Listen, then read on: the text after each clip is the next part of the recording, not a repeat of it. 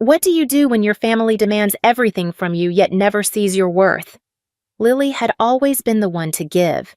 Her family depended on her, and she supported them without hesitation, half of her paycheck each month to ensure their comfort. But when her wedding day arrived, her mother demanded she cancel everything to save the family business, a business her brother destroyed. When Lily said no, her mother slapped her across the face. Lily had always been the reliable one, the dependable one, sacrificing her happiness for them. But now, she was finally standing up for herself. Stay tuned to see how Lily takes control of her life, and don't forget to subscribe for more powerful stories. I had always been there for my family, giving them half of my paycheck every month, doing everything I could to make their lives easier. But then, my mother demanded I cancel my wedding to save the family business, a business my brother had destroyed with his reckless spending. When I said no, she slapped me hard across the face, and everything went dark as I stumbled back, crashing into the wall behind me. I'm Lily. For as long as I can remember, I've been the one holding my family together, the responsible daughter, the dependable one. I've always given, supported, and sacrificed more of myself than I ever received in return. I'm a project manager now, and while I've built a successful career, it often feels like my life isn't my own. The day I started working full-time, I began giving my parents nearly half of my monthly income, ensuring they lived comfortably, no matter the cost to me. Thorn, my younger brother, was always the favorite. 5 years younger, yet he was always the one who got the praise, the attention, and the best of everything. I was the practical one, the one who would step in and do what was necessary, while he basked in adoration, celebrated for every small thing. I gave, I sacrificed, hoping one day my parents would see me not for what I could give them, but for who I was. But everything changed recently when my parents' demands reached an unbearable level. Thorn had taken over the family business, a modest but cherished enterprise my parents had worked hard to build. They adored the idea of him leading their legacy, often talking about how he'd take the business to new heights. Instead, he was driving it into the ground. His poor management, reckless spending, and endless mistakes had plunged the business into financial ruin. And as always, they looked to me, the reliable one, to fix it. Just days before my wedding, my mother called me. "Lily, we need you to help us," she said, her voice calm, like this was just another routine request. "The business is in trouble, and your brother, well, he needs a little support to get it back on track." My stomach twisted into knots. Here I was, finally planning something for myself, something that wasn't about them, my wedding, my future, my happiness, and she was asking me to drain everything I'd saved to cover Thorn's mistakes. "Mom," I replied, trying to keep my voice steady despite the anger rising in my chest. "I've always been here to support you, but I can't bail out the business. I have my own future to think about." There was a silence on the other end of the line, long and heavy. Then she spoke, her voice colder than I'd ever heard it. "So, you're just going to abandon us after everything we've done for you? You're going to walk away?" I took a deep breath, my heart pounding in my chest. "I'm not abandoning anyone, Mom. I'm choosing to prioritize my life for once. I'm getting married, and I can't risk everything I've saved." Her tone grew sharper.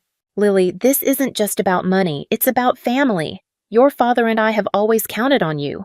Thorn needs you, and if you don't step up now, this business could fall apart." My heart raced as I realized just how deep their expectations ran.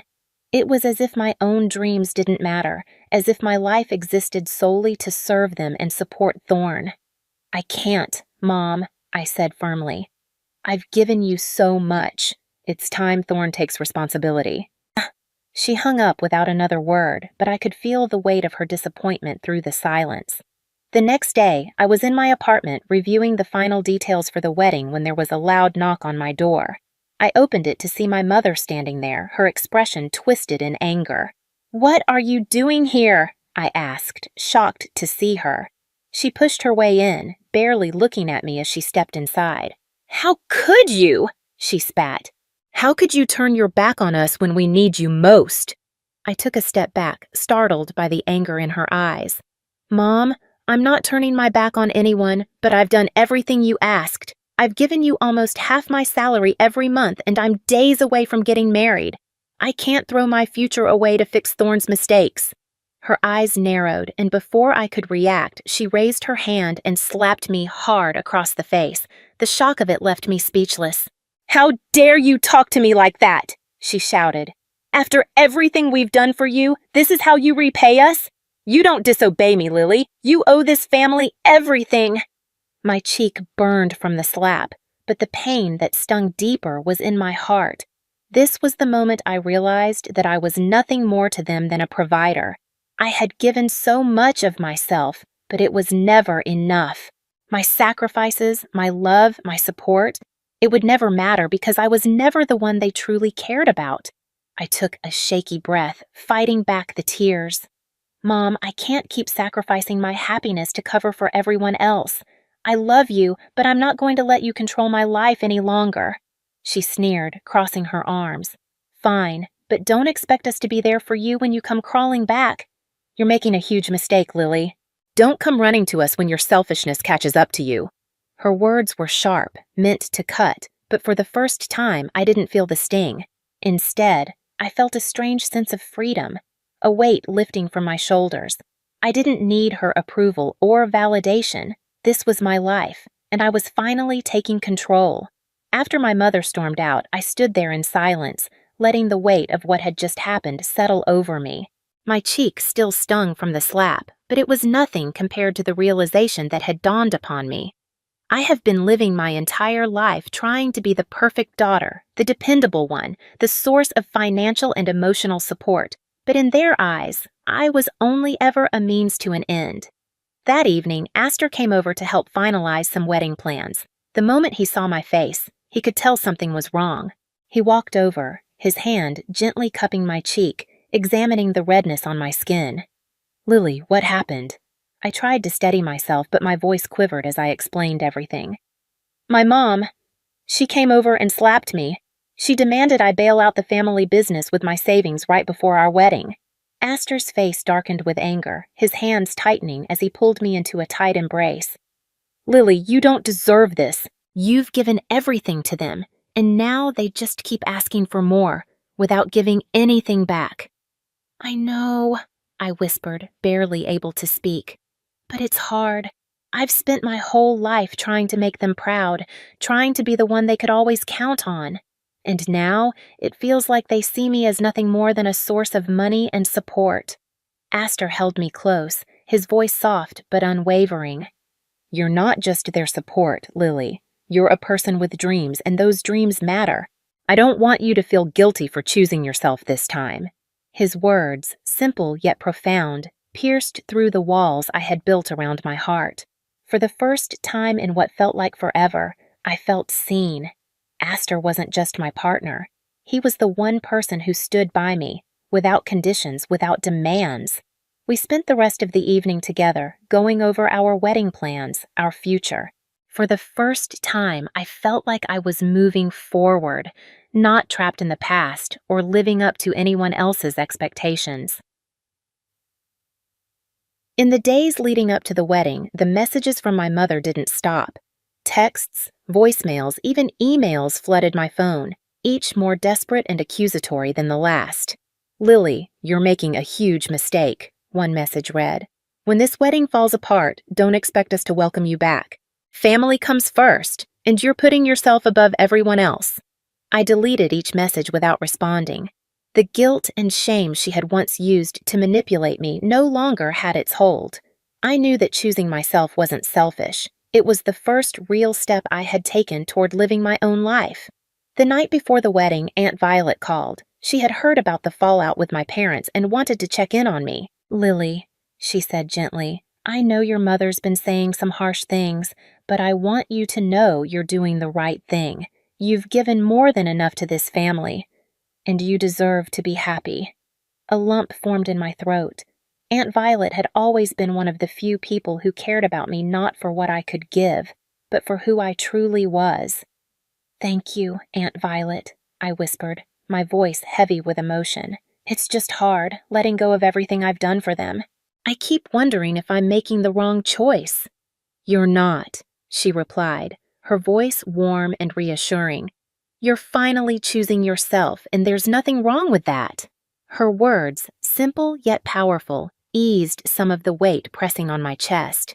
With Aunt Violet's and Astor's unwavering support, I felt ready.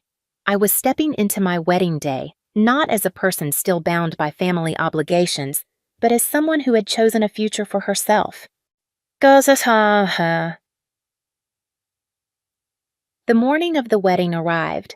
As I prepared, a sense of calm washed over me.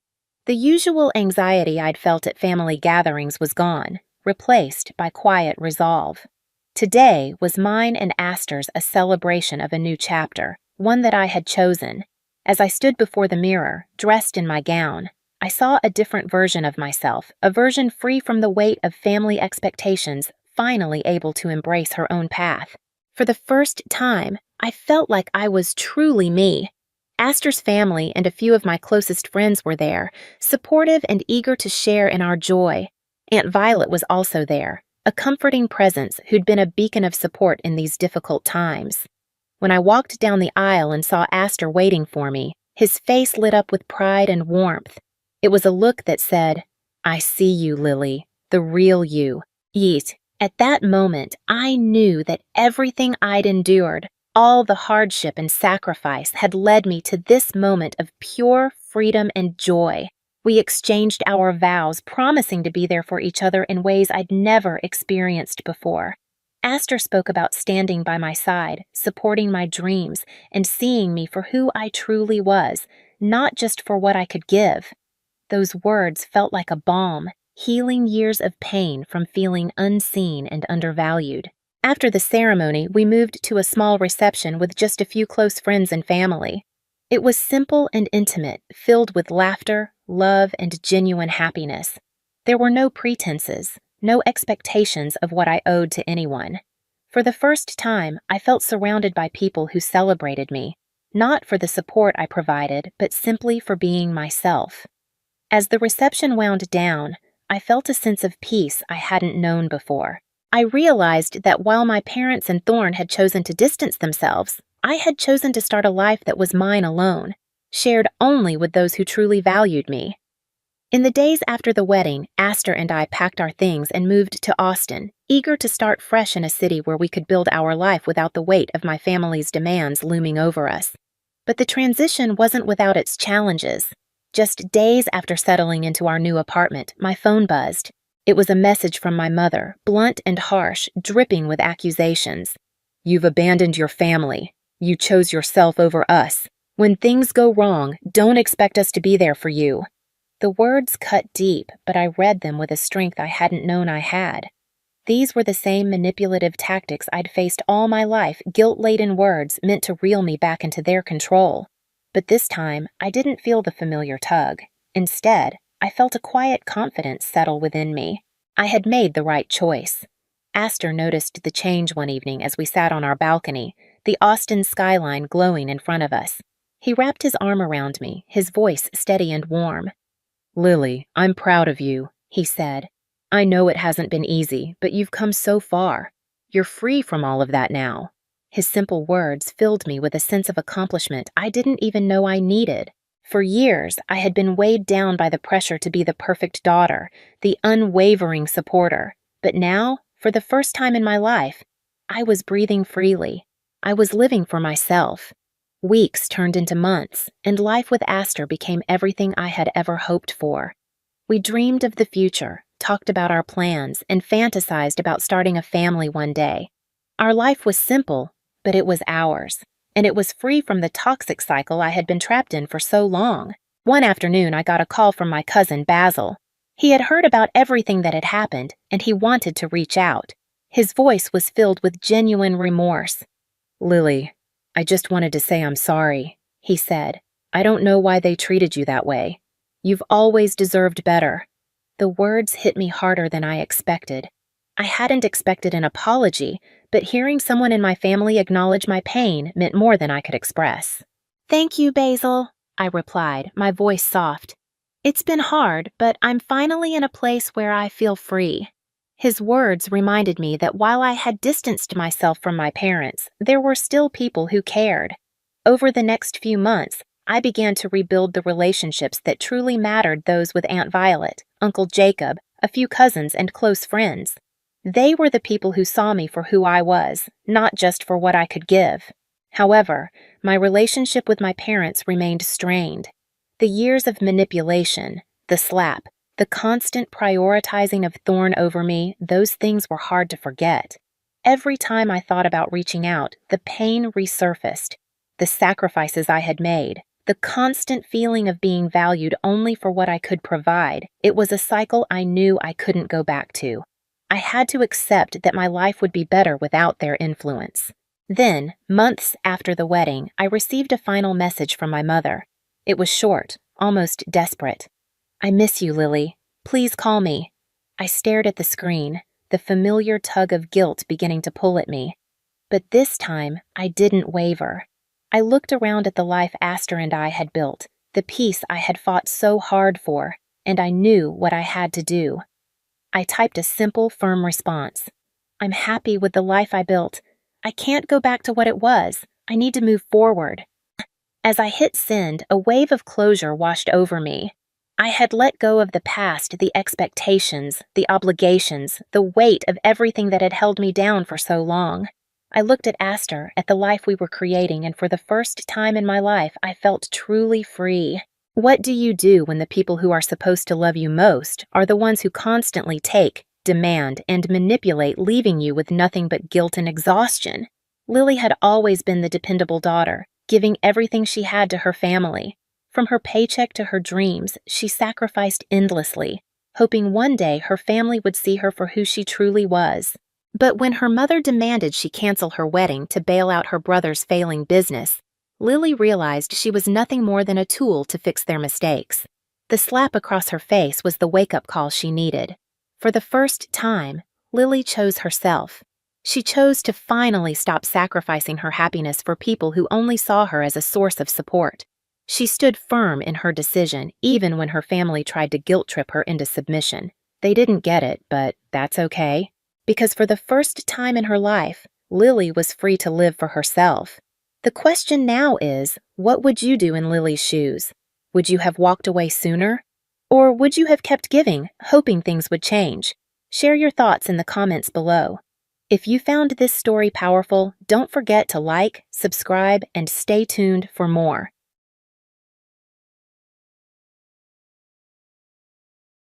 The warm summer breeze carried the tantalizing aromas of freshly grilled meats and sizzling street food as I strolled through the bustling gourmet festival.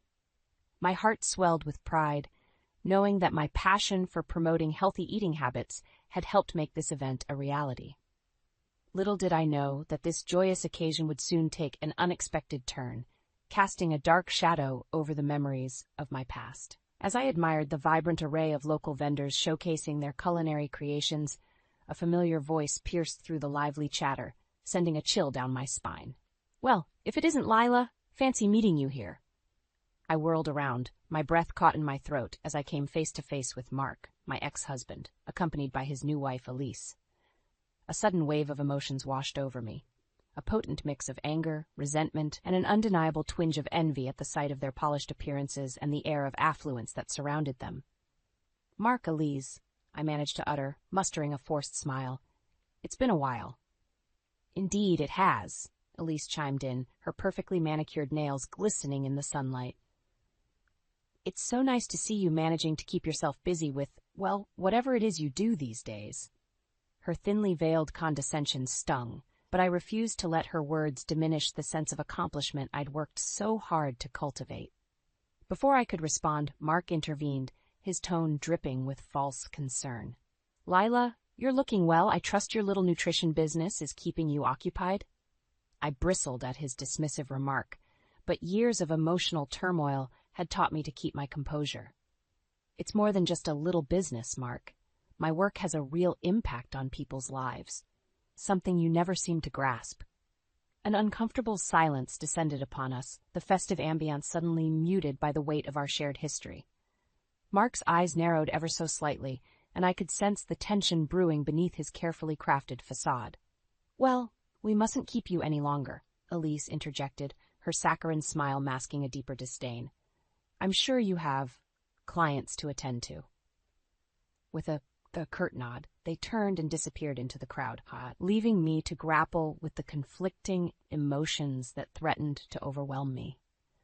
As I stood there, surrounded by the joyous laughter and the mouth-watering scents that had once brought me such delight, I couldn't help but feel a profound sense of loss, not for the man I had once loved, but for the naive, trusting woman I had been.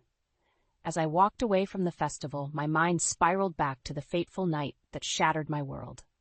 Mark's familiar silhouette appeared in the doorway, his face etched with guilt. "There's been an emergency at the hospital," he muttered, already halfway out the door before I could respond. This wasn't the first time he had been called away unexpectedly, and I had learned to accept the demands of his profession. But something felt different that night. A nagging sense of unease that I couldn't quite shake. Hours ticked by, and Mark's absence stretched longer than usual. Concern gave way to suspicion as I paced restlessly, unable to silence the doubts gnawing at the back of my mind. Finally, exhausted and desperate for answers, I decided to venture out and uncover the truth myself. The drive to the hospital was a blur, my knuckles white as I gripped the steering wheel with a mixture of determination and dread. But as I approached the familiar entrance, a sinking feeling consumed me. Mark's car was nowhere to be found. Panic set in, and I found myself wandering aimlessly, searching for any clue that might explain his disappearance. That's when I saw it. A sleek silver sedan parked in a secluded corner of the lot, its tinted windows offering no insight into its occupants. Summoning every ounce of courage, I crept closer, my heart pounding in my ears, and then a sound that would haunt me for years to come, laughter, followed by the unmistakable rustle of clothing and the muffled murmurs of intimacy. The world around me seemed to freeze as realization dawned, shattering the illusion of the life I thought I knew. Paralyzed by shock and disbelief, I stumbled away from the scene, my vision blurred by a torrent of tears. Weeks turned into months, and Mark's lies only compounded, each explanation more flimsy than the last. And yet, I clung to the fading hope that the man I loved still existed beneath the web of deceit. But fate had other plans. One fateful evening, as I was sorting through the mail, an innocuous envelope caught my eye. Inside, a series of incriminating photographs, proof of Mark's infidelity, captured in excruciatingly vivid detail. And there she was, the woman I would come to know as Elise, her smug grin searing itself into my memory like a brand. The confrontation that followed was explosive, a maelstrom of accusations and denials that culminated in a bitter separation. Mark, ever the smooth operator, wasted no time parading his new trophy wife before the world, leaving me to pick up the shattered pieces of my life. As I stood amidst the bustling festival, the memories of that harrowing time came flooding back, each carefully constructed lie Mark had fed me, replaying in my mind like a twisted mantra. But this time, I refused to be the victim. This time, I would have my revenge. In the aftermath of my divorce, I found solace in the one thing that had always brought me joy, my work. Pouring my energy into building a thriving nutrition consulting business, I slowly began to heal the deep wounds left by Mark's betrayal. It was during this time of personal growth that I met Owen, a kind-hearted widower and elementary school teacher. Our paths crossed at a local health fair, where his genuine interest in my work and gentle demeanor immediately put me at ease. "I admire your passion for helping others," he remarked as we chatted over steaming cups of herbal tea. "It's so refreshing to encounter someone who truly cares about making a positive impact." Our conversation flowed effortlessly, and for the first time in what felt like an eternity, I found myself laughing without the weight of past trauma holding me back. Owen's warm smile and genuine concern for my well-being were like a soothing balm on the scars left by Mark's deceit. As our friendship blossomed into something more, I couldn't help but marvel at the stark contrast between these two men. Where Mark had been consumed by ambition and a relentless pursuit of success, Owen embodied humility and a deep appreciation for the simple joys in life. "You know, Leela," he mused one evening as we strolled hand in hand through the park, "true wealth isn't measured by material possessions or status. It's found in the connections we forge, the lives we touch, and the legacy we leave behind." His words resonated deeply within me, a testament to the profound shift in my priorities and values. No longer was I captivated by the allure of wealth and prestige. Instead, I found myself drawn to Owen's unwavering integrity and his genuine concern for the well-being of those around him. With each passing day, the specter of my past faded, replaced by a newfound sense of purpose and a determination to embrace the second chance life had offered me. "You've been through so much," Owen remarked one night, his fingers gently caressing my cheek. "But your resilience and strength are an inspiration. I'm honored to be a part of your journey." As I gazed into his eyes, brimming with sincerity and understanding, I knew that this man represented everything I had been searching for. A partner who valued honesty, compassion, and the unbreakable bonds of trust. In that moment, I vowed to leave the ghosts of my past behind, to embrace the future with open arms, and to never again allow myself to be defined by the mistakes of others. For the first time in what felt like an eternity, I was truly free. Months after my chance encounter with Mark and Elise at the food festival, I found myself attending a charity gala hosted by our city's most prominent organizations. As I adjusted the sleek, navy blue dress Owen had surprised me with, I couldn't help but feel a flutter of nervous anticipation. "You're going to be amazing tonight," Owen whispered, placing a reassuring kiss on my cheek as we made our way into the elegantly decorated ballroom. Little did I know that this evening would mark a turning point, a pivotal moment where the karmic scales would begin to shift in my favor. As the event unfolded, I mingled with colleagues and community leaders, sharing insights into the work I was so passionate about. Owen beamed with pride, never missing an opportunity to sing my praises to anyone within earshot.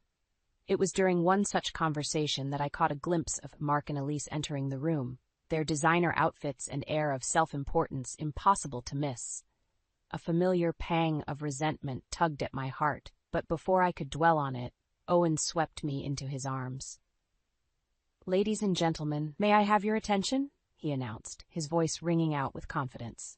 "I'd like to take a moment to acknowledge someone truly special." As the room fell silent, Owen turned to me, his eyes shining with adoration. "Lila, your unwavering dedication to improving the lives of others through your work has been an inspiration to us all. Tonight, we celebrate you and the countless lives you've touched." A thunderous applause erupted as Owen presented me with a beautiful crystal plaque inscribed with words of gratitude from the community. In that moment, surrounded by the warmth and admiration of my peers, I felt a surge of empowerment unlike anything I'd ever experienced. And then, out of the corner of my eye, I caught sight of Mark and Elise, their expressions a mixture of disbelief and barely concealed disdain. It was as if the universe had conspired to shine a spotlight on my accomplishments, forcing them to confront the glaring contrast between my life and theirs. As the evening drew to a close, I couldn't help but savor the sweet taste of vindication. Owen had orchestrated the perfect scenario, subtly but effectively showcasing the depth of my impact while highlighting the shallowness of Mark and Elise's perceived superiority. On the drive home, I found myself reflecting on the twists and turns that had led me to this point. Once a victim of betrayal and emotional turmoil, I had emerged stronger, more resilient, and surrounded by those who truly valued me for who I was. And as for Mark and Elise, their presence at the gala had served as a stark reminder of the emptiness that lurked beneath their carefully curated facade, a hollow existence built on lies and superficial trappings. For the first time, I felt a sense of pity for them, realizing that no amount of wealth or status could compensate for the absence of genuine fulfillment and meaningful connections. As Owen's hand found mine, our fingers intertwining in a tender embrace, I knew that the path ahead would be one of triumph and personal growth, leaving the shadows of my past firmly in the rearview mirror. The charity gala had barely concluded when I found myself face to face with Mark and Elise once again. As Owen excused himself to grab us some refreshments, the tension in the air was palpable. "Well, well, if it isn't the guest of honor," Elise sneered, her perfectly painted lips curling into a condescending smirk. "I must say that little display earlier was quite impressive." Mark remained silent, his eyes narrowed as he regarded me with a mix of disdain and something else, a flicker of envy, perhaps. I steeled myself, determined not to let their petty jabs pierce my newfound confidence. "Elise, always a pleasure," I replied, my tone laced with sarcasm. "I'm glad you enjoyed the evening. It's all in service of a good cause, after all." Her eyes narrowed, and I could see the wheels turning in her mind as she searched for a weakness to exploit. "Yes, well, we all have our hobbies, don't we?" she quipped. "Some choose to make a real difference, while others settle for playing nutritionist to the masses." The barb stung, but before I could respond, Owen reappeared by my side, his presence serving as a steadying force. "Mark, Elise," he greeted them warmly, his arm snaking around my waist in a protective embrace. "I hope you've been enjoying yourselves. Lila's work is truly inspiring, isn't it?" Elise opened her mouth to retort, but Owen cut her off with a disarming smile. "In fact, I've been considering getting more involved myself. Perhaps you could enlighten me on the inner workings of your business ventures, Mark." The shift in tone was subtle, but unmistakable. Owen's words carried an undercurrent of veiled accusation, as if he possessed knowledge that extended far beyond the superficial realm of Mark's supposed success. Mark visibly tensed, his eyes darting between Owen and me, searching for any sign of weakness or vulnerability. But he found none, for in that moment I felt an overwhelming sense of empowerment, bolstered by Owen's unwavering support. "Yes, Mark, do tell us about your endeavors," I echoed, my voice steady and assured. "I'm sure we'd all love to hear about the sacrifices you've made to achieve your aspirations." The air grew thick with tension, charged with unspoken truths and barely concealed barbs. Elise's eyes narrowed, sensing the shift in power dynamics, while Mark's carefully constructed facade began to crack, revealing glimpses of the insecurity and guilt that festered beneath. In that moment, I knew that the tide had turned. No longer was I the one cowering in the shadows, haunted by the echoes of betrayal. Instead, I stood tall, emboldened by the knowledge that karma was slowly but surely exacting its due. As Mark and Elise beat a hasty retreat, their excuses falling flat, I couldn't help but feel a surge of satisfaction course through my veins. This was merely the beginning, a premonition of the reckoning that awaited them, a harbinger of the retribution they so richly deserved. Owen's hand found mine, his fingers intertwining with mine in a silent gesture of solidarity. "You're incredible, you know that?" he murmured, his eyes shining with a mixture of pride and admiration. And in that moment, surrounded by the echoes of our hard-won victory, I knew that the path ahead would be one paved with redemption and the sweet taste of long-awaited justice.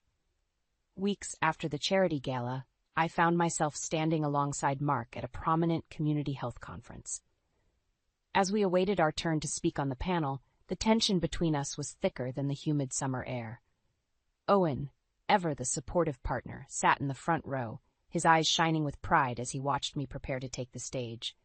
Little did Mark know, Owen had a few surprises up his sleeve, surprises that would soon unravel the carefully crafted facade that Mark had spent years constructing.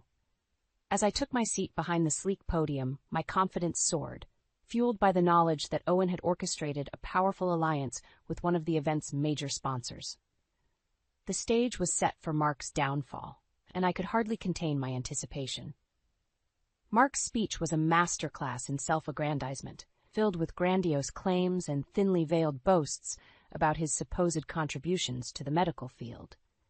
I watched with a mixture of amusement and disgust as he basked in the fleeting admiration of the audience, oblivious to the impending storm brewing on the horizon.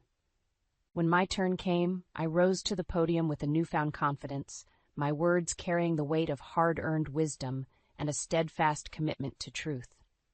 As I spoke of the transformative power of nutrition and the importance of community outreach, I could see Mark's expression shift, his bravado slowly giving way to a flicker of unease. But the true coup de grace came when Owen took the stage, his presence commanding an air of authority that caught even me by surprise. With a few well-chosen words, he revealed his connection to the event's major sponsor, a prestigious health initiative, and announced his intention to collaborate closely with my endeavors. The impact was immediate and palpable. Suddenly, my credibility and professional standing were elevated to new heights, casting a shadow over Mark's carefully cultivated image. And as if on cue, Elise's face contorted into a mask of barely concealed rage, her eyes burning with envy and resentment. It was in that moment of triumph that Elise made her fatal mistake. Rising from her seat, she attempted to undermine my speech with a barrage of snide remarks and thinly veiled insults. But her words fell flat, and instead of diminishing my accomplishments, she only succeeded in exposing her own deceitful nature to the entire audience. As whispers and gasps of disbelief rippled through the crowd, Elise's true colors were laid bare for all to see, a desperate, vindictive woman willing to stoop to any depths to maintain her illusion of superiority. And in that moment, the karmic scales tipped inexorably in my favor. Mark, paralyzed by the unfolding spectacle, could only watch in horror as his once powerful facade crumbled before his eyes. The audience that had once hung on his every word now regarded him with a mixture of pity and disdain, their respect eroded by the harsh light of truth. As the conference drew to a close, I found myself surrounded by well-wishers and newfound allies, each one eager to congratulate me on my triumph and distance themselves from the toxicity that had enveloped Mark and Elise. And in the midst of it all, Owen stood by my side, his arm draped around my shoulders, in a silent declaration of solidarity and unwavering support. "You did it," he murmured, his eyes shining with pride. "You exposed them for who they truly are." And in that moment, I knew that the path to redemption had been paved, the karmic scales finally balancing in my favor after years of suffering and betrayal. The aftermath of the community conference was a whirlwind of congratulations and newfound alliances, but the true reckoning was yet to come. As Owen and I made our way to the after-party, arm in arm, I could sense the palpable tension in the air. Mark and Elise were already there, huddled in a corner with a few of their remaining allies, their expressions a mixture of barely concealed rage and desperation. As our eyes met, Elise's lips curled into a snarl, her perfectly manicured nails digging into the stem of her wineglass. But before she could launch into another tirade of insults and accusations, a voice rang out from across the room, cutting through the din like a knife. "Mark, is it true?" The question came from a mild-mannered colleague of Mark's, a man whose quiet demeanor had always made him fade into the background. But tonight, his eyes burned with a newfound intensity, fueled by the revelations that had unfolded during the conference. Mark's face paled as he turned to face the man, his mouth opening and closing like a fish gasping for air. "Is it true that you've been falsifying patient records?" the man pressed, his voice steadily rising. "That you've been prioritizing your own financial gain over the well-being of those you've sworn to protect?" A hush fell over the room as the weight of the accusation sank in. Suddenly, the whispers and rumors that had swirled around Mark's unethical practices crystallized into a damning reality, laid bare for all to see. Elise's perfectly composed mask began to crack, her eyes darting frantically between Mark and the growing crowd of onlookers. But it was too late. The floodgates had opened, and a torrent of long-repressed truths came surging forth. One by one, colleagues and former associates stepped forward, their voices rising in a chorus of condemnation. Stories of Mark's lies, his manipulations, and his callous disregard for the well-being of others echoed through the room, each revelation more damning than the last. And at the center of it all stood Owen, his quiet presence a beacon of integrity amidst the chaos. With a few carefully chosen words, he connected the dots between Mark's professional misdeeds and his personal betrayals, painting a vivid picture of a man consumed by greed and ambition. As the night wore on, the walls seemed to close in around Mark and Elise, their once formidable empire crumbling under the weight of their own deceit. Colleagues who had once fawned over them now turned their backs, their admiration replaced by scorn and disgust. And through it all, I stood tall, my hand clasped firmly in Owen's, a silent witness to the poetic justice unfolding before my eyes. For years, I had been the victim, cowering in the shadows of Mark's lies and Elise's cruelty. But now the tables had turned, and I basked in the sweet taste of long-awaited retribution. As the night drew to a close, and the last of Mark's supporters slunk away in defeat, I found myself surrounded by a sea of friendly faces, colleagues, community leaders, and newfound allies who had witnessed my triumph and rallied to my side. And in the midst of it all, Owen pulled me close, his eyes shining with a mixture of pride and admiration. "You did it," he whispered, his voice thick with emotion. You stood your ground, and the truth prevailed. In that moment, I knew that the path to redemption had been forged, paved with the remnants of Mark and Elise's shattered facade. The scales of karma had finally balanced, and a new chapter of my life was just beginning. The soft glow of candlelight danced across the intimate confines of the cozy restaurant, casting warm hues over the faces of the small gathering. Owen's hand found mine beneath the tablecloth, his fingers intertwining with my own as I surveyed the smiling faces of those who had stood by me through the tumultuous journey. As glasses clinked and laughter filled the air, I couldn't help but reflect on the winding path that had led me here. A path paved with heartbreak, betrayal, and ultimately redemption. "A toast," Owen announced, rising to his feet and raising his glass, "to new beginnings and the strength to overcome adversity." A chorus of cheers erupted, echoing through the dimly lit space as we celebrated not just my personal triumph, but the resilience of the human spirit itself. In the aftermath of the conference, the dominoes of Mark and Elise's downfall had continued to fall one after another. Professional censures, legal battles, and a steadily dwindling circle of allies had left them isolated and disgraced, their once formidable reputations in tatters. But tonight wasn't about them. It was about embracing the future and the boundless possibilities that lay ahead. As the evening wore on, conversations ebbed and flowed, punctuated by bursts of laughter and the clinking of silverware against plates. And through it all, Owen remained by my side, his unwavering support a constant source of strength and inspiration. It was during a lull in the conversation that he gently cleared his throat, his eyes shining with a mixture of love and determination. "Leela," he began, his voice steady and assured, "from the moment we met, you've been an inspiration, a beacon of resilience and unwavering commitment to what truly matters in life." A hush fell over the table as he reached into his pocket, producing a small, velvet box. My breath caught in my throat as he lowered himself to one knee, the flickering candlelight dancing across his face. "You've shown me the true meaning of courage and perseverance, and I can't imagine walking this journey without you by my side. Lila, will you do me the honor of becoming my wife?" The room seemed to fade away as I gazed into Owen's eyes, our shared history and the promise of a future together crystallizing in that single, pivotal moment. Tears of joy streaked down my cheeks as I nodded, rendered speechless by the depth of emotion swirling within me. A thunderous applause erupted, our friends and allies rising to their feet in a chorus of celebration. As Owen slipped the ring onto my finger, a symbolic gesture of our commitment, I knew that this moment marked the beginning of a new chapter, one defined not by the shadows of the past, but by the radiant promise of a future built on love, trust, and the unwavering bond we shared.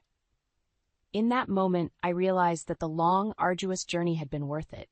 Every heartache, every betrayal, every tear shed had led me to this point, this moment of profound joy and redemption.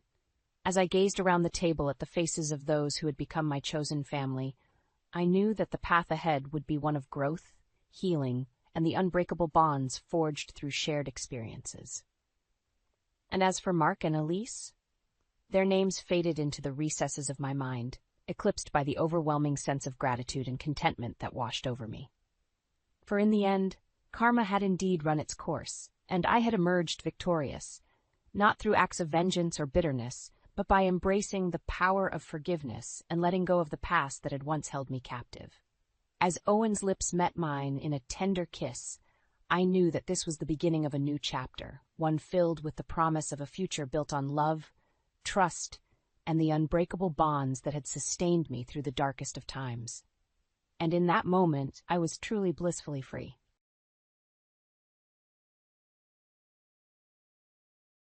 I woke up feeling like I'd been hit by a truck. My head was pounding, and every muscle in my body ached.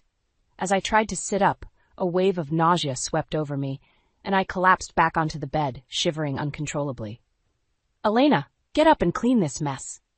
Clayton's voice boomed from the living room. "I swear, you're just lazy. Can't even manage simple tasks while I'm at work." I dragged myself out of bed, my legs barely supporting my weight, and stumbled into the living room. Clayton was glaring at me, his eyes narrowed with disgust.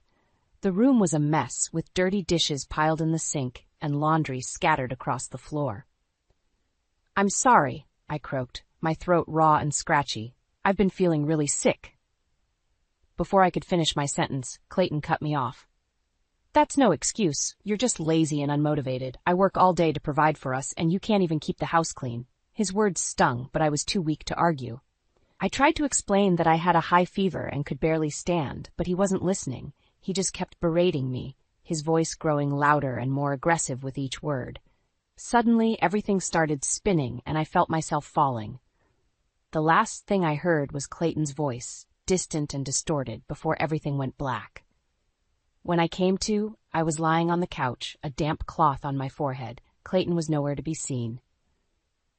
As I tried to piece together what had happened, the memories came flooding back. The sickness, the mess, the yelling, and then the darkness. It wasn't the first time Clayton had lashed out at me like that. Over the past year, his behavior had become increasingly erratic and abusive. The man I had fallen in love with, kind, caring, and supportive, had been slowly replaced by someone I barely recognized. I thought back to the early days of our relationship when we couldn't get enough of each other. We had met in college, and from the moment we locked eyes, it was like we were the only two people in the world. We were inseparable, spending every waking moment together, talking about our hopes and dreams for the future. After graduation, we got married and everything seemed perfect. We had good jobs, a nice apartment, and a love that felt unbreakable. But then, slowly but surely, things started to change. Clayton became more distant, more critical, and more controlling. He would pick apart everything I did, finding fault in even the smallest tasks. Nothing was ever good enough for him. I tried to talk to him about it, but he always brushed it off or turned it around on me. "You're just too sensitive," he would say. "I'm only trying to help you improve." But it wasn't just the criticism. There was a darkness in him that I had never seen before, a rage that simmered just beneath the surface. He would lash out over the smallest things, and his words cut deeper than any knife. As I lay on the couch, my body aching and my heart heavy, I knew that something had to change. I couldn't keep living like this, walking on eggshells, afraid of the next outburst. I had to find a way out, before it was too late. After my fainting spell, I couldn't stop thinking about how my life had taken such a dark turn. As I recovered in bed, memories of the early days with Clayton flooded my mind. The laughter, the joy, the unwavering support we had for each other. But those golden moments seemed like a lifetime ago, tarnished by the harsh reality of who he had become. I remembered the first time I saw a glimpse of his true nature. It was a few months after our wedding, and we were having a small get-together with friends. Clayton got into a heated argument with one of the guys over some trivial matter, and his face contorted into an expression of pure rage. His eyes were wild, his veins bulging, and for a moment I didn't even recognize him. After our friends left, I tried to talk to him about it, but he brushed it off as nothing. "Don't be so sensitive," he said, dismissing my concerns with a wave of his hand. But the incidents kept happening, and the mask he wore began to slip more and more. The verbal jabs became more frequent, the criticisms more biting. He would find fault in everything I did, no matter how hard I tried. One evening, as I was cooking dinner, he came up behind me and started berating me for the way I was chopping the vegetables. "Can't you do anything right?" he spat, his words dripping with venom. I was so taken aback that I dropped the knife, narrowly missing my foot. Clayton just laughed, as if it were all some big joke. That's when I remembered the warning signs I had ignored from his ex-girlfriend, Emily. She had tried to tell me about his volatile temper and controlling behavior, but I brushed it off, convinced that he had changed. "He's not the same person he was with me," I had told her, my voice brimming with naive optimism. But Emily saw through his facade. "Believe me, that's just an act," she had cautioned. "The real Clayton will show his true colors eventually." How right she was. As I lay in bed replaying those memories, something inside me shifted. A fire ignited, a determination to take back control of my life. I couldn't continue living in fear, walking on eggshells, waiting for the next outburst. I knew that leaving him wouldn't be easy. Clayton had a way of making me feel small, worthless, as if I couldn't survive without him. But I had to try. For my own sanity, for my own safety, I had to break free from his toxic grip. From that moment on, I started documenting everything. Every insult, every criticism, every act of aggression, no matter how small. I kept a detailed journal, recording dates, times, and specific incidents, building a case against him. Whenever he berated me for not doing enough around the house, I would calmly remind him that I worked just as many hours as he did. When he accused me of being lazy or unmotivated, I would list out all the tasks I had accomplished that day, refusing to let him diminish my efforts. It was a daily battle, but I was determined to stand my ground. I started making plans, researching my options, and reaching out to friends and family for support. I knew that leaving him wouldn't be easy, but I was ready to face whatever challenges lay ahead.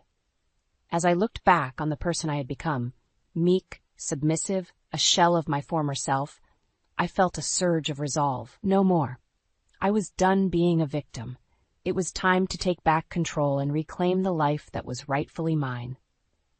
The days that followed were a constant battle, a tug-of-war between my newfound determination and Clayton's relentless belittling.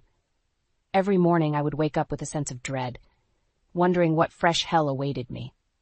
Despite working long shifts at the hospital, I was still expected to maintain a spotless home and have dinner ready the moment Clayton walked through the door. If anything was out of place or not up to his impossible standards, the verbal onslaught would begin. "What have you been doing all day?" he would snarl, kicking off his shoes and leaving them in the middle of the living room floor. "This place is a pigsty." I would calmly explain that I had just finished a 12-hour shift, but he would dismiss my explanations with a wave of his hand. "Excuses, excuses. That's all I ever hear from you." No matter how hard I tried, it was never enough for him. The laundry wasn't folded to his liking, the dishes weren't cleaned properly, the floors weren't shining bright enough. He would nitpick and criticize every little thing, his voice dripping with contempt. One evening, after a particularly grueling day at the hospital, I came home to find Clayton pacing around the living room, his face flushed with anger. "Where the hell have you been?" he spat as soon as I walked through the door. "I told you, I had to work late," I replied, too exhausted to argue. "There was an emergency, and we were short-staffed." "Oh, that's convenient," he sneered. "You're always working late, aren't you? Or are you just out gallivanting with other men?" I couldn't believe what I was hearing. "Clayton, that's not fair. You know I would never." Before I could finish, he cut me off with a harsh slap across the face. The force of the blow knocked me backwards, and I stumbled, clutching my stinging cheek. "Don't you dare talk back to me," he roared, his eyes wild with rage. "I'm the one who brings home the money, and you ungrateful bitch better show some respect." I stood there, stunned, tears streaming down my face. This wasn't the first time he had hit me, but it never got any easier. Each blow chipped away at my self-worth, leaving me feeling smaller and more worthless than before. As Clayton stormed off to the bedroom, slamming the door behind him, I sank to the floor, my body shaking with sobs. I knew I had to get out, but the thought of leaving filled me with terror. Where would I go? How would I support myself? But then I remembered the journal I had been keeping, the meticulous documentation of every insult, every slap, every degrading remark. I had evidence, proof of the hell I had been living in. With renewed determination, I picked myself up off the floor and made my way to the kitchen. I grabbed a bag of frozen peas from the freezer and held it against my throbbing cheek, wincing at the pain. As I sat there, icing my bruised face, a plan began to form in my mind. I couldn't leave, not yet. I needed more evidence, more ammunition to use against him. But this time, it wouldn't just be written words on a page. This time, I needed something more concrete, something undeniable. From that night on, I started secretly recording our interactions, capturing Clayton's explosive outbursts and vicious insults on my phone. Every time he raised his voice or his hand, I would hit record, my heart pounding in my chest. It was a dangerous game, but I was tired of living in fear. I was done being a victim. This time, I was going to fight back, and I was going to win. It was supposed to be a happy occasion, a family dinner to celebrate my younger brother's new job. But Clayton, as usual, found a way to turn it into a nightmare. From the moment we arrived at the restaurant, he was in a foul mood, snapping at the hostess and glaring at anyone who dared to make eye contact with him. I tried to diffuse the tension with small talk and forced smiles. but the dark cloud hanging over us was impossible to ignore. "So, Jake," Clayton said, turning his attention to my brother with a condescending smirk, "what kind of job did you manage to get? Flipping burgers, I assume?" Jake bristled at the insult, but he kept his cool. "Actually, I landed a position at a software company. Entry level, but it's a foot in the door."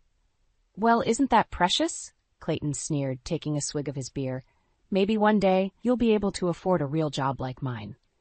I could see the hurt flashing across Jake's face, but he remained composed. "I'm just grateful for the opportunity," he said evenly, "and I'm excited to see where it leads." Clayton let out a derisive snort, his lip curling with disdain. "If you're not careful, you'll end up like your sister, stuck in a dead-end job, slaving away for peanuts." That was the final straw.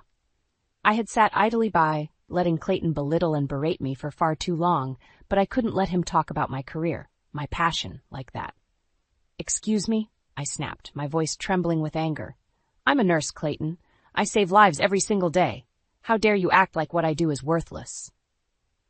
For a moment, Clayton looked taken aback, as if he couldn't believe I had the audacity to talk back to him. Then his face contorted into a mask of rage, his eyes narrowing dangerously. "Watch your tone with me, woman," he growled, leaning across the table. "Or do you need another lesson in respect?" The threat was clear, and a chill ran down my spine. I opened my mouth to respond, but Jake beat me to it. "Don't talk to her like that," he said, his voice low and steady. "She's your wife, not your punching bag." Clayton whipped his head around, his gaze settling on my brother like a laser sight. "This is none of your business, kid. Stay out of it before you get hurt." But Jake refused to back down. "It is my business when you're treating my sister like garbage."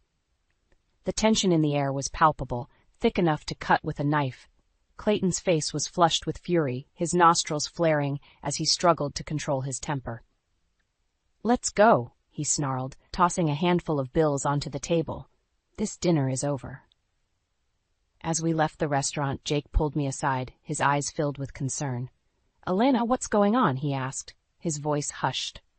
"That's not how a husband should treat his wife." I opened my mouth to brush it off, to make excuses for Clayton's behavior like I always did. But something in Jake's gaze stopped me.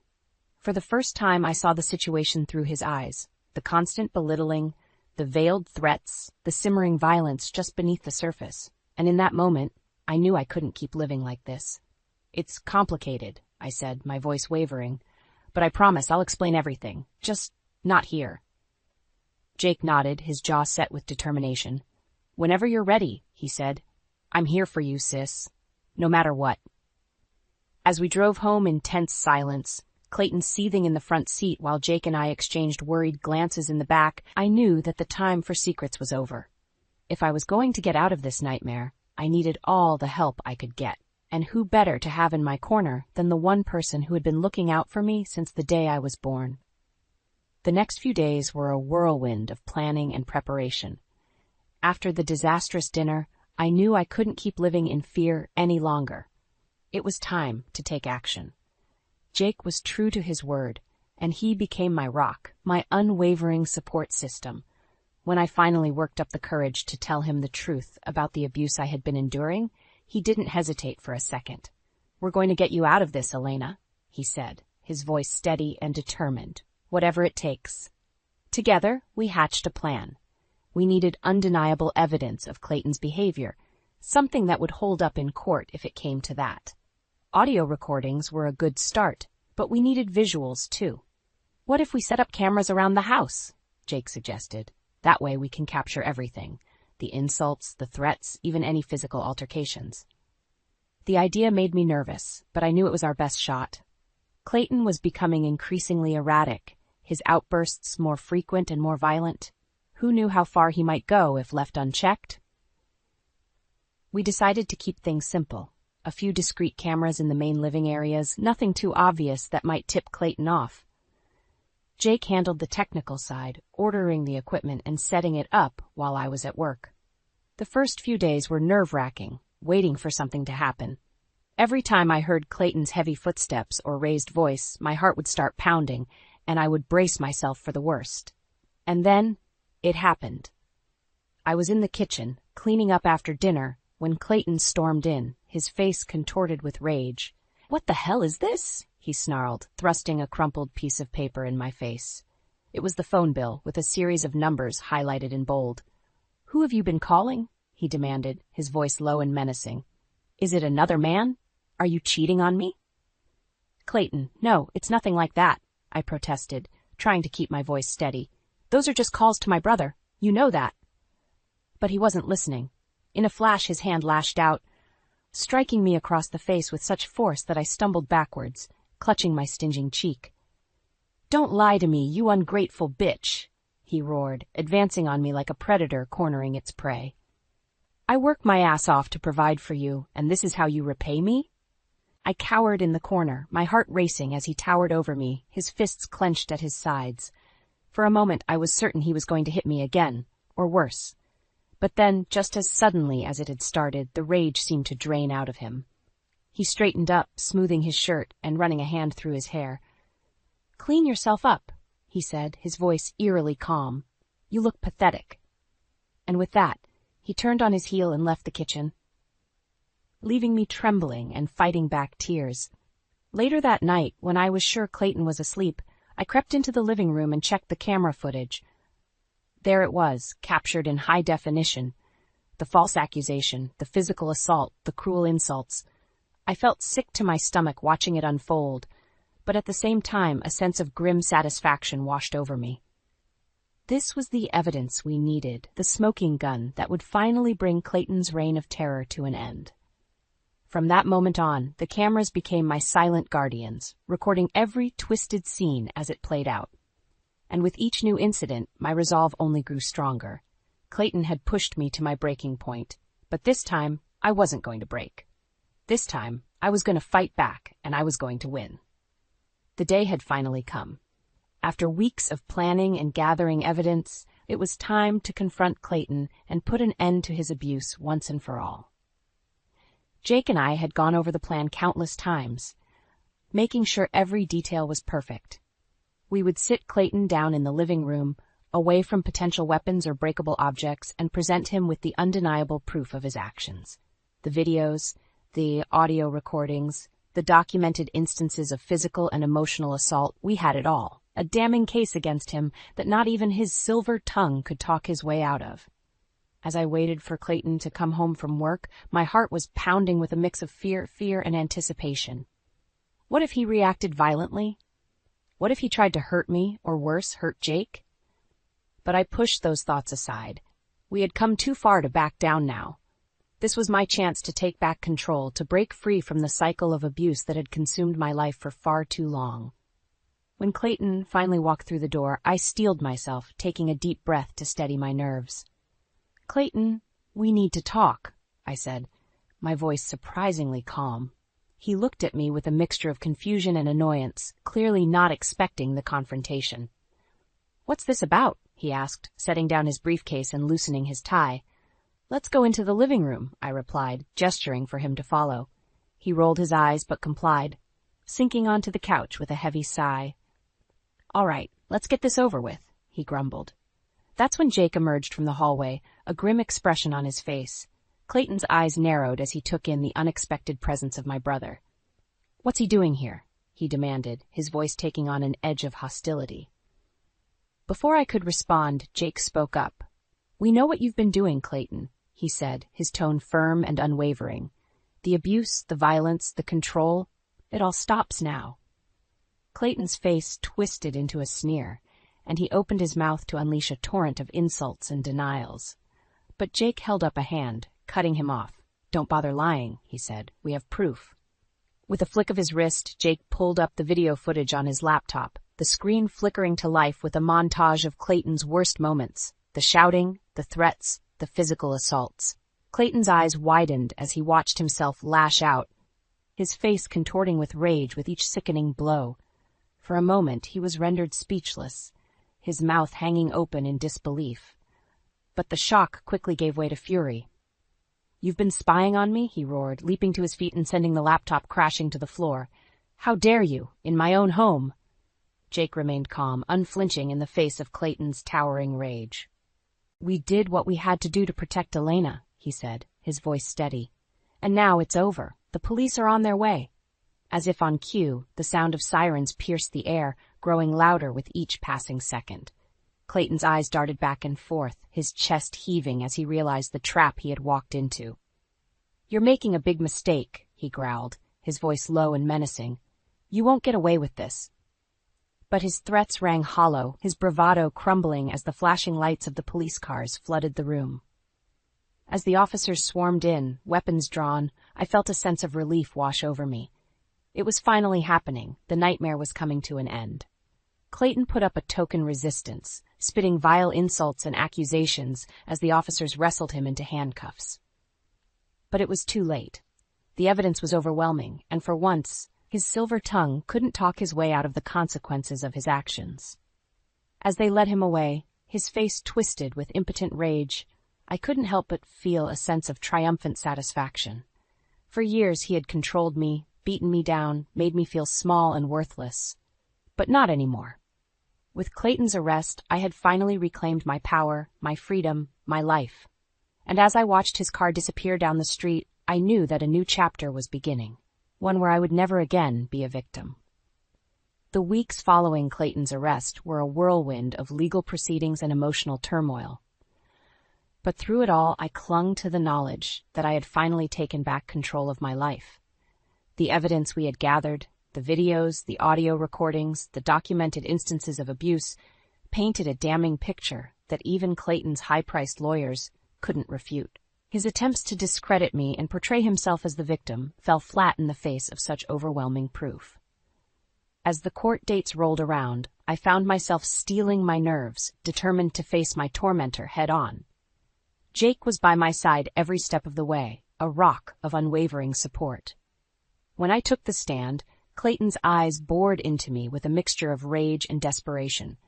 His carefully cultivated mask of charm had slipped, revealing the true monster underneath. "You're ruining everything," he snarled as I delivered my testimony, recounting the years of emotional and physical abuse I had endured. "You were nothing before me, and you'll be nothing without me." But his words held no power over me anymore. I met his gaze with a calm, unwavering resolve, my voice steady and strong as I laid bare the truth of our twisted relationship. In the end, the evidence was too overwhelming to ignore. Clayton was slapped with a restraining order, barring him from coming within 1,000 feet of me or my family. The judge also awarded me a substantial divorce settlement, ensuring that I would be able to start fresh without the financial burden of our shared assets weighing me down. As the verdict was read, I allowed myself a small, satisfied smile. Justice had been served, and Clayton's reign of terror was finally over. But the true vindication came in the weeks and months that followed, as the ripple effects of his exposure began to take hold.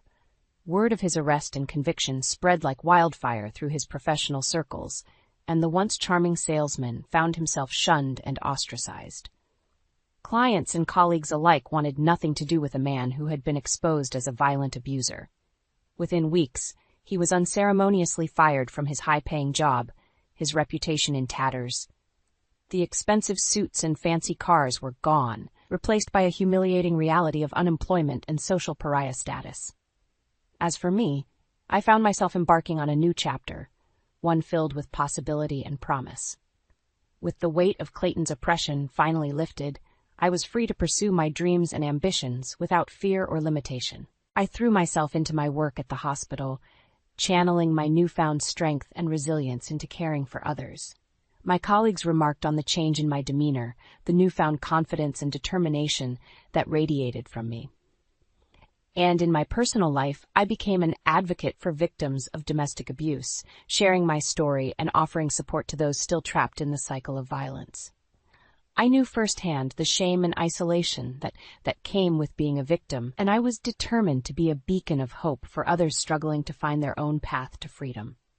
As I stood at my kitchen window one morning, sipping a steaming cup of coffee and watching the sunrise, I couldn't help but reflect on how far I had come. The woman I was a year ago, cowering in fear and drowning in self-doubt, felt like a distant memory. In her place stood a survivor, a fighter, a woman who had stared down her demons and emerged victorious. The scars of my past would never fully heal, but they served as a reminder of the strength I had found within myself, a strength that no one, not even Clayton, could ever take away. And as the warm rays of the new day washed over me, I couldn't help but feel a sense of hope and optimism for the future. Whatever challenges lay ahead, I knew that I had the courage and resilience to face them head-on. My nightmare was over, and a new beginning awaited. The sun was just beginning to peek over the horizon, casting a warm, golden glow over the city skyline. As I stood by the window, sipping my morning coffee, I couldn't help but feel a sense of peace wash over me, a feeling that had been all too rare in the past. It had been 6 months since Clayton's arrest and the subsequent legal proceedings that had finally freed me from his toxic grip. 6 months of healing, of rediscovering who I was, without the constant weight of his abuse weighing me down. The journey hadn't been easy, of course. There were still moments when the memories would come flooding back, triggering waves of anxiety and self-doubt. But with the help of a supportive therapist and the unwavering love of my family, I was learning to cope, to process the trauma in a healthy way. And as the days turned into weeks and months, I found myself embracing a newfound sense of strength and resilience. The fragile, broken woman I had once been was slowly giving way to a survivor, a fighter who had stared down her demons and emerged victorious. At work, I channeled that energy into my nursing duties, approaching each patient with a level of empathy and compassion that could only come from someone who had walked through the flames of adversity. My colleagues remarked on the change in my demeanor, the newfound confidence that seemed to radiate from me. "You're like a different person," one of the nurses remarked over coffee one day. "It's like a weight has been lifted off your shoulders." I couldn't help but smile, thinking back to the dark days when that weight had felt suffocating, crushing me beneath its oppressive force. "You have no idea," I replied, taking a sip of my coffee and allowing the warmth to spread through me. Outside of work, I had become an advocate for victims of domestic abuse, sharing my story and offering support to those still trapped in the cycle of violence. I knew firsthand the shame and isolation that came with being a victim, and I was determined to be a beacon of hope for others struggling to find their own path to freedom. Speaking at support groups and shelters, I would recount my own experiences, pulling no punches in my descriptions of Clayton's cruelty and the emotional turmoil I had endured. But I would also emphasize the importance of staying strong, of never losing sight of one's self-worth in the face of such abuse. "You are not defined by what was done to you," I would tell them, my voice ringing with conviction. "You are a survivor, a warrior, and you have the strength within you to break free." And as I looked out over the faces of those brave souls, their eyes shining with a mixture of pain and hope, I knew that my words were making a difference. They saw in me a living embodiment of what was possible, a woman who had clawed her way out of the darkness and reclaimed her life. Of course, there were still moments when the shadows of my past would creep in, threatening to overwhelm me. But I had learned to confront those demons head-on, to draw strength from the battles I had already won. I would think back to that fateful day when Clayton was led away in handcuffs, his once intimidating presence reduced to a pitiful, impotent rage. I would remember the sense of triumph that had washed over me, the knowledge that I had finally taken back control of my life. And in those moments I would square my shoulders and lift my chin, letting the memories of my hard-won victory fill me with a renewed sense of determination. Because even though the scars of my past would never fully heal, they served as a reminder of the strength I had found within myself, a strength that no one, not even Clayton, could ever take away. As the sun continued its ascent, bathing the city in a warm, golden hue, I took a deep breath and smiled. A new day was dawning, filled with endless possibilities and the promise of a brighter future. My nightmare was over, and a brand new chapter was just beginning.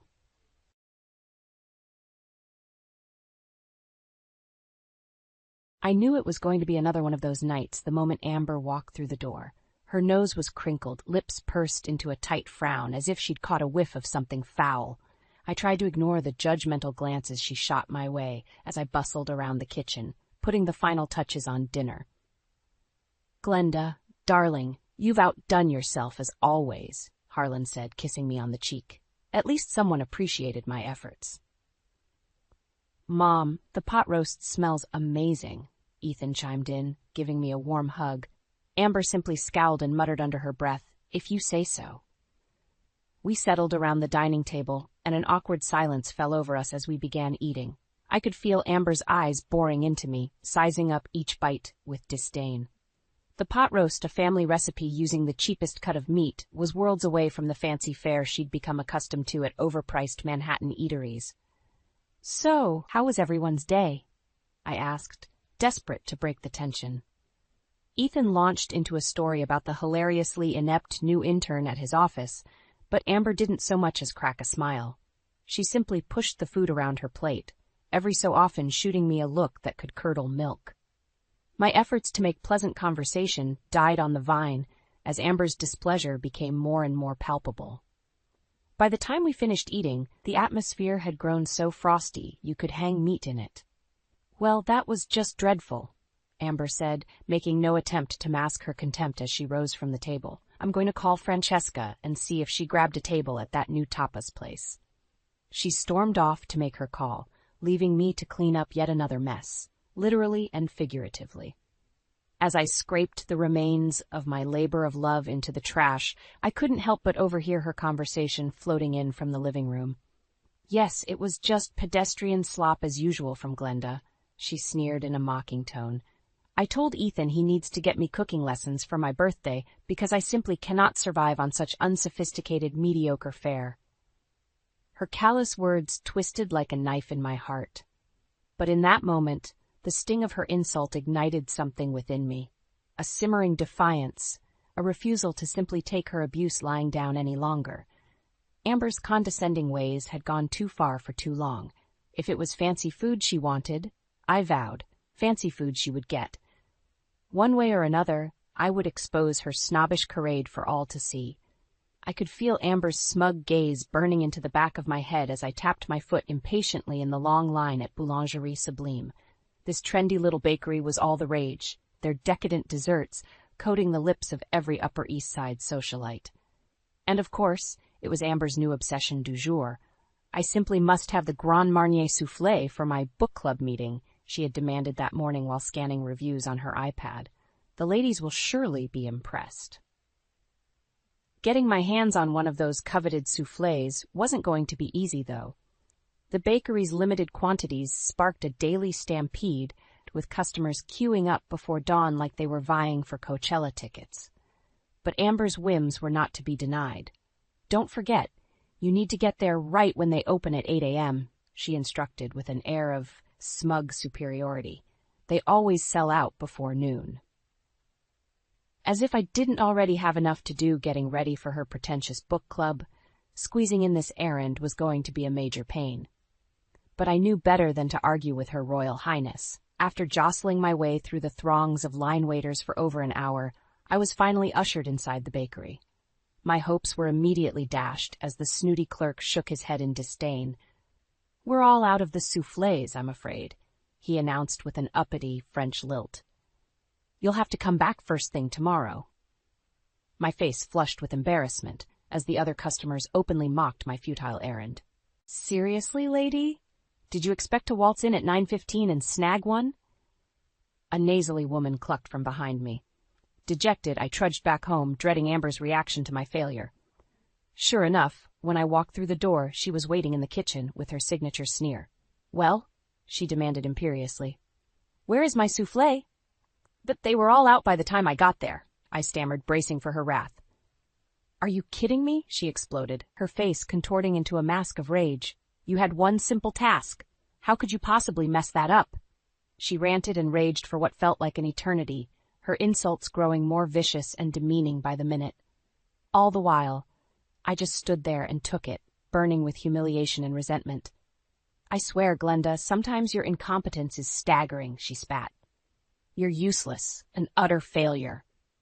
Those hateful words detonated something deep inside me, igniting a fury I could no longer contain.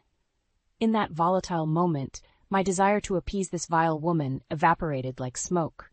She wanted to see just how much of an utter failure I could be. Message received, Amber. Game on. Over the next few days, Amber's scathing treatment of me continued unabated behind closed doors. But the moment Ethan or Harlan were around, her demeanor underwent a striking transformation. "Glenda, darling, I simply can't get enough of your cooking." She would gush with saccharine sweetness while patting my hand. "Everything you make is just sublime."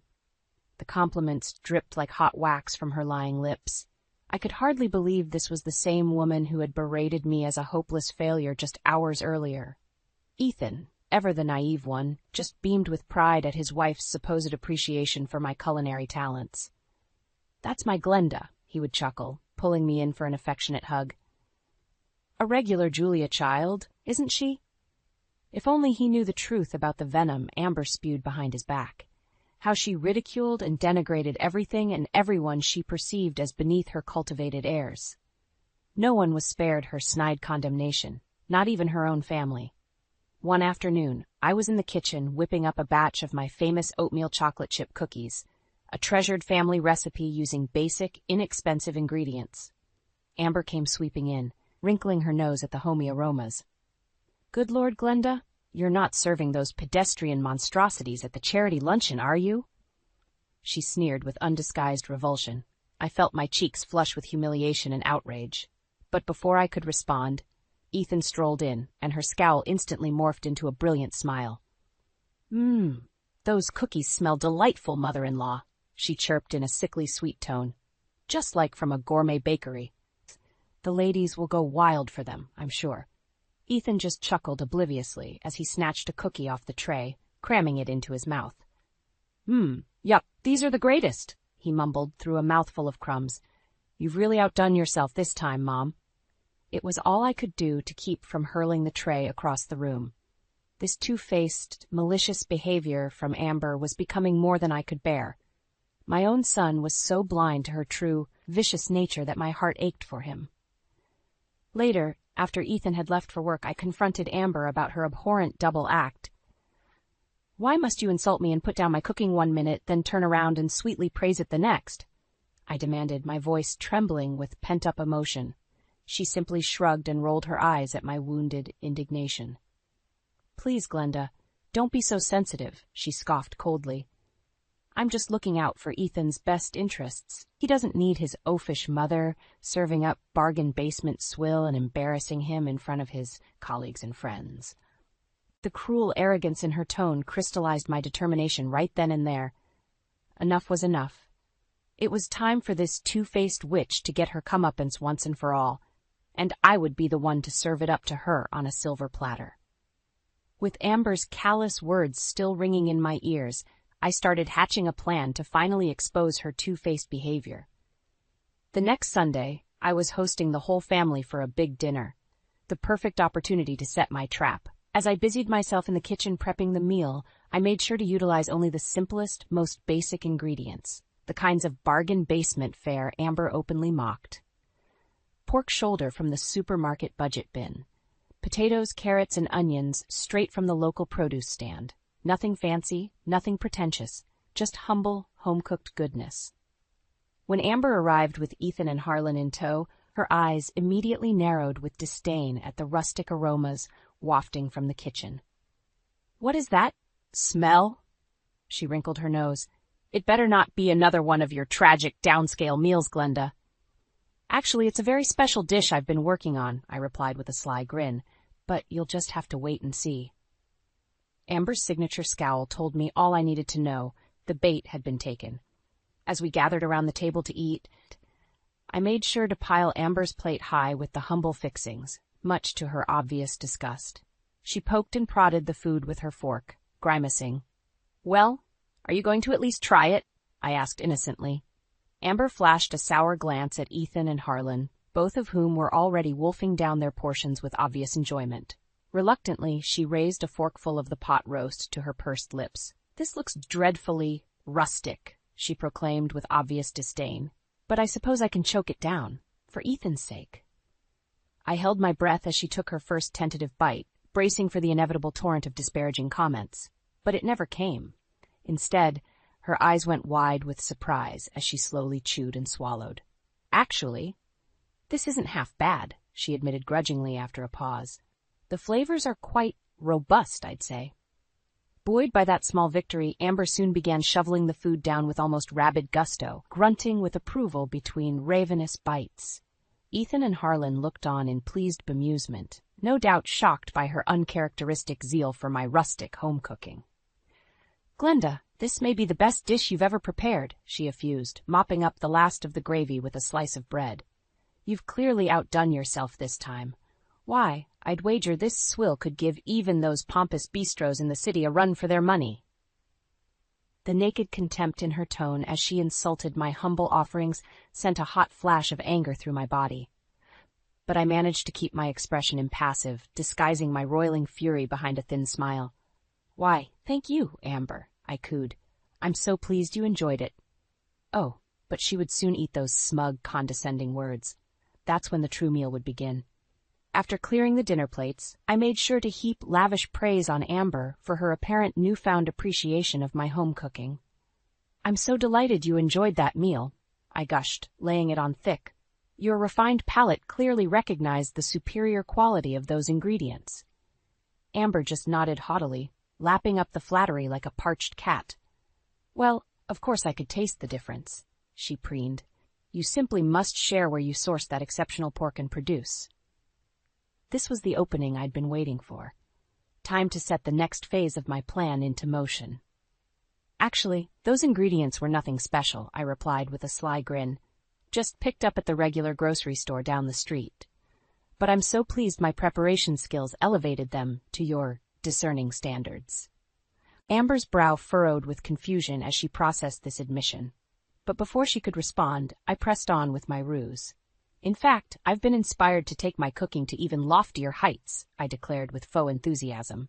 For our next family dinner, I'm going to prepare a true gourmet feast utilizing only the finest, most premium ingredients money can buy." That piqued Amber's interest, her eyes glittering with avarice. "Do go on," she urged, leaning forward expectantly.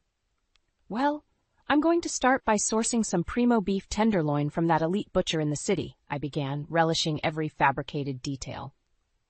"The one that supplies all the iconic steakhouses and commands a 3-month waiting list just to get a prime cut." Amber was practically salivating at this point, hanging on my every word.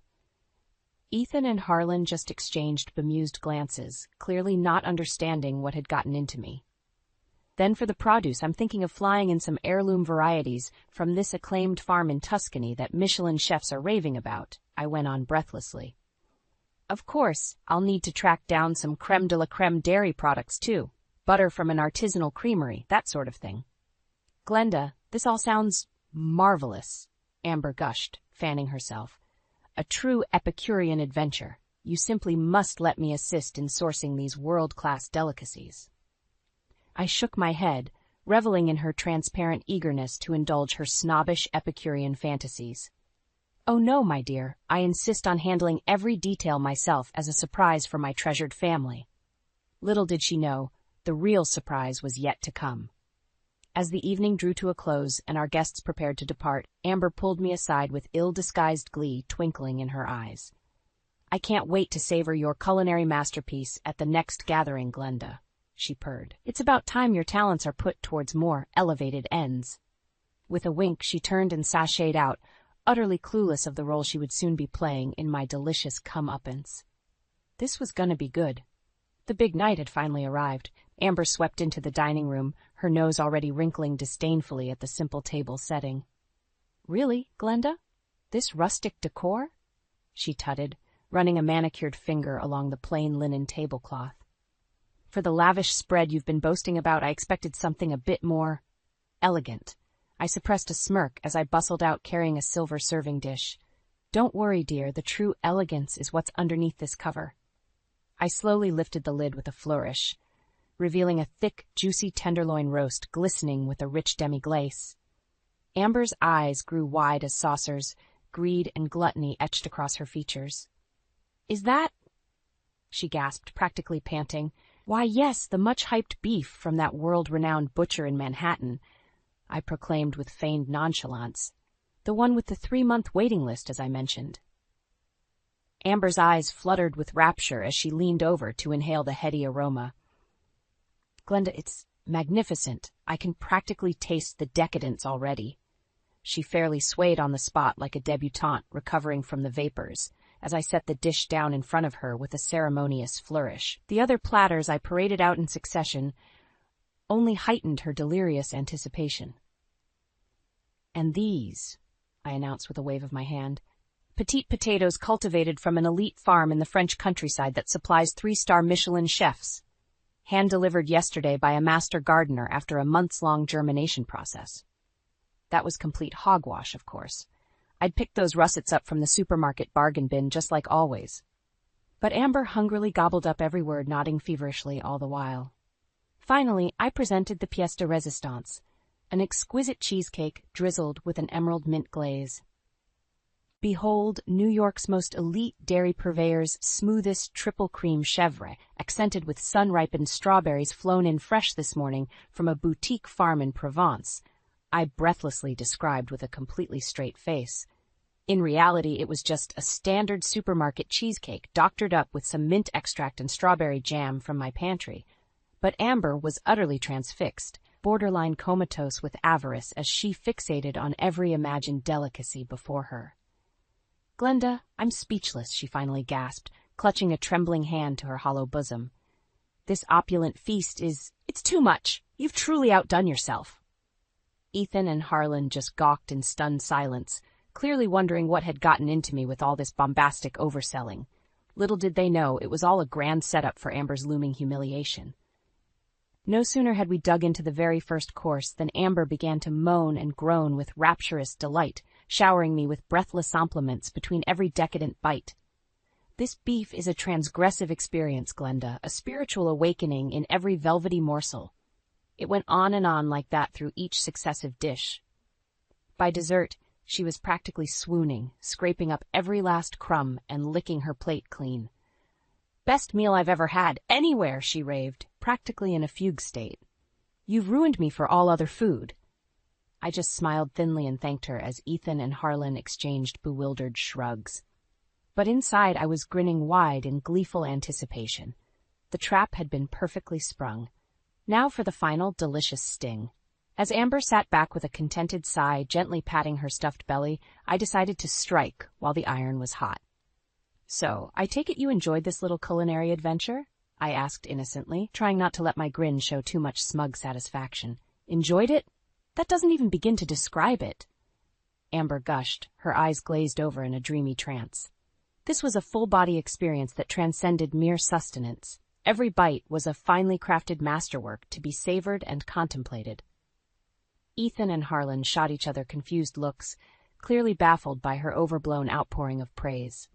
Bless their hearts, they had no clue what a charade this entire evening had been.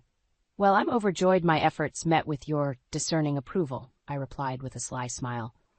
"Though I must admit, I simply couldn't have pulled off such an Epicurean tour de force without your invaluable guidance."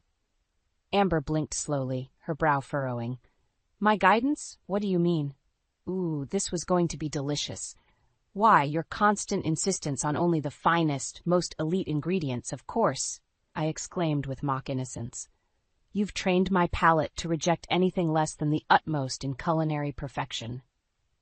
I could see the dawning look of baffled realization creeping across Amber's face as I drove the knife deeper. "Take this beef tenderloin, for instance," I went on breezily. "You made it quite clear that only the most luxurious, world-class cut would pass muster with your refined tastes. So, of course, I had to source it from that impossible boutique butcher you're always raving about." Amber's mouth worked silently as she processed my words, panic flashing in her eyes, but I kept piling it on ruthlessly. "And the produce? Well, you've hammered home time and again how pedestrian American crops simply wouldn't do for a true gourmand like yourself. So naturally, I had to go the extra mile obtaining these French and Italian delicacies flown in from your preferred purveyors overseas." By this point, Amber's face had drained of all color, giving her a sickly pallor. She flicked a terrified glance over at Ethan and Harlan, seeing the first cracks in her facade forming. That's not... You've got it all wrong," she sputtered desperately. "But I was just getting warmed up, ready to put the killing stroke on this whole rotten charade of hers once and for all." "Oh, and this cheesecake," I crowed, barely able to contain my delight. You certainly gave me an education on why no ordinary cream cheese would suffice. Only the organic, artisanal triple cream from that snobby little Madison Avenue fromagerie could possibly meet your lofty standards.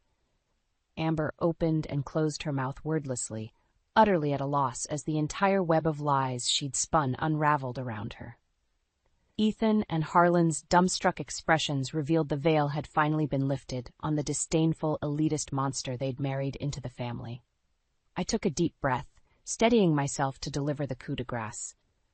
"Which is why," I announced in a tone dripping with sugary faux sweetness, "I wanted to sincerely thank you, Amber, for inspiring me to put all my skills and effort into this sumptuous high society repast." I gestured grandly at the plates of half-eaten food surrounding us, each course prepared from the plainest, most basic supermarket provisions money could buy. "A gourmet masterpiece, you called it, fit for the most refined of culinary queens, when really it was nothing more than my typical bargain basement home cooking dressed up in fancy airs." The penny finally dropped for Amber as her face contorted with impotent rage and humiliation. Her menu of deceit had finally been laid bare, and the main dish was an extra-large serving of cold, harsh truth. Game, set, and match, courtesy of this fed-up mother-in-law. The aftermath of my grand unmasking played out like a shipwreck in extreme slow motion. Amber's face contorted through a gamut of emotions, shock, anger, shame, desperation, as the truth of her deception sank in. You conniving old witch," she finally sputtered, eyes bulging with outrage. "How dare you try to humiliate me like this in front of my husband?" Ethan sat in stunned silence, his expression unreadable as his wife's cringeworthy facade crumbled before his eyes. Harlan, on the other hand, looked like he was trying not to bust a gut laughing. "Amber, honey, I think the only one doing any humiliating here is you," he chuckled, shooting me an approving wink. "This was just a long-overdue reality check." "Reality? You want to talk reality?" Amber raged, rounding on my poor clueless son. "Wake up and smell the green juice, Ethan. Your quaint little mama and her down-market home ec skills don't belong in this century, let alone our social sphere." As those hateful words sliced through the air, something shifted in Ethan's face. The rose-tinted scales of denial seemed to fall away as he finally got an unfiltered look at the poisonous snake he'd married. "That's enough," he said quietly, raising a hand to silence Amber's tirade. "I've heard more than enough out of you tonight." Amber froze, her mouth hanging open in gobsmacked shock. She clearly wasn't accustomed to Ethan going against her arrogant diktats. But darling, you can't be serious," she sputtered incredulously. "You're really going to take the word of this spiteful old troll over your own wife?" Ethan's jaw tightened as he rose to his feet, anger flashing in his eyes. Maybe if my wife had been an honest, loyal partner, instead of a lying, materialistic snob, I wouldn't have to make that choice. The air fairly crackled with tension as Amber's shrill scoffing filled the room. "Well, I can certainly see where your true priorities lie, Ethan Morris, with the help in their downscale ways, apparently." She shot me one last murderous glare before snatching up her purse and storming towards the door. "Don't worry, I know when I'm not wanted," she hurled over her shoulder. "Have fun playing house with Mummykins and her pathetic home cooking. I deserve better than this poverty-class charade." The slamming of the front door behind her echoed through the stunned silence that followed. Ethan stood rooted to the spot, head bowed, as the gravity of this marital rupture washed over him. At last he raised his gaze to meet mine, a lifetime of pent-up hurt and frustration shining in his eyes. "Mom, I'm so sorry," he said, his voice thick with emotion. "You were right all along about Amber. I was just too blind and dazzled to see the truth." In that moment, I felt the icy knot of resentment that had taken root in my heart all those years began to thaw and dissolve. My son had been lost, true, but now, finally, he had found his way home. As I pulled Ethan into a fierce, forgiving embrace, I knew our family had been irrevocably broken, but not beyond repair. We would pick up the pieces, slowly healing the rifts that Amber's greed and cruelty had torn open through our unconditional love and stubborn decency. And this time there would be no snobby pretenses or polite fictions masking the truth. Just the honest bonds of this mother and son duo firmly intact, sharing good food, good company, and stubborn determination to always keep it real, no matter how ugly.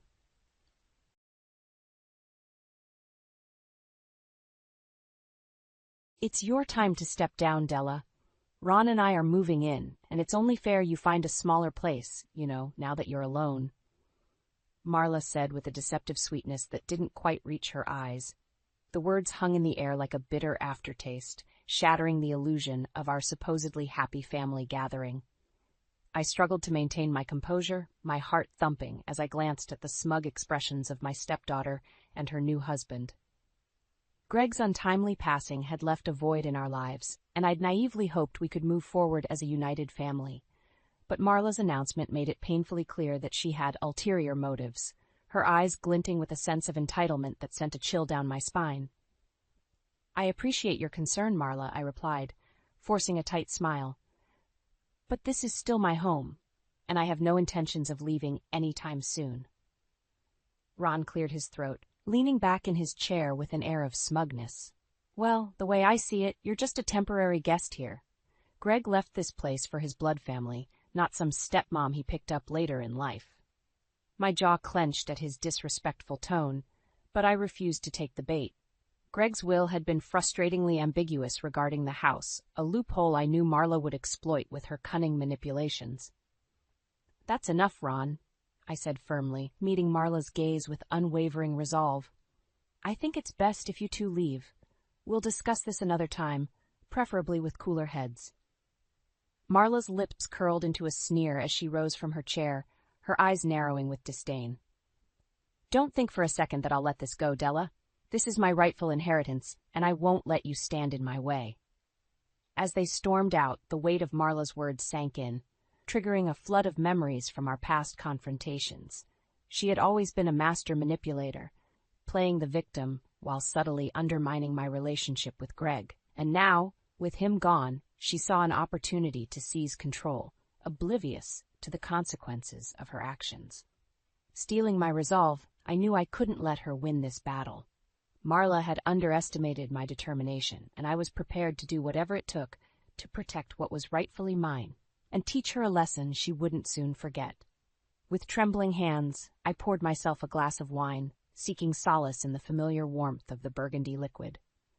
Marla's audacious announcement had left me reeling, but I refused to let her see the depths of my distress. As I settled into the plush chair in my home office, the weight of the evening's events came crashing down. Marla had always been a thorn in my side, her entitled attitude a constant source of friction within our family. But this brazen attempt to seize control of the home Greg and I had built together was a new low, even for her. I took a sip of wine, grimacing at the bitter aftertaste that mirrored the emotions swirling within me. Anger, betrayal, and a burning desire for retribution all vied for dominance, fueling a determination I hadn't felt in years. Memories of past confrontations with Marla flooded my mind, each one a stark reminder of her manipulative nature. The way she had twisted situations to paint herself as the victim, turning Greg against me with her crocodile tears and false accusations. It was a pattern I had foolishly ignored for too long, blinded by my love for Greg and the hope that she would eventually mature.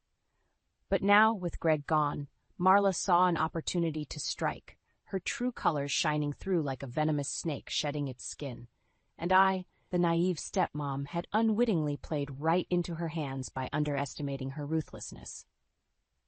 "Not this time, Marla," I muttered, downing the rest of my wine with a newfound resolve.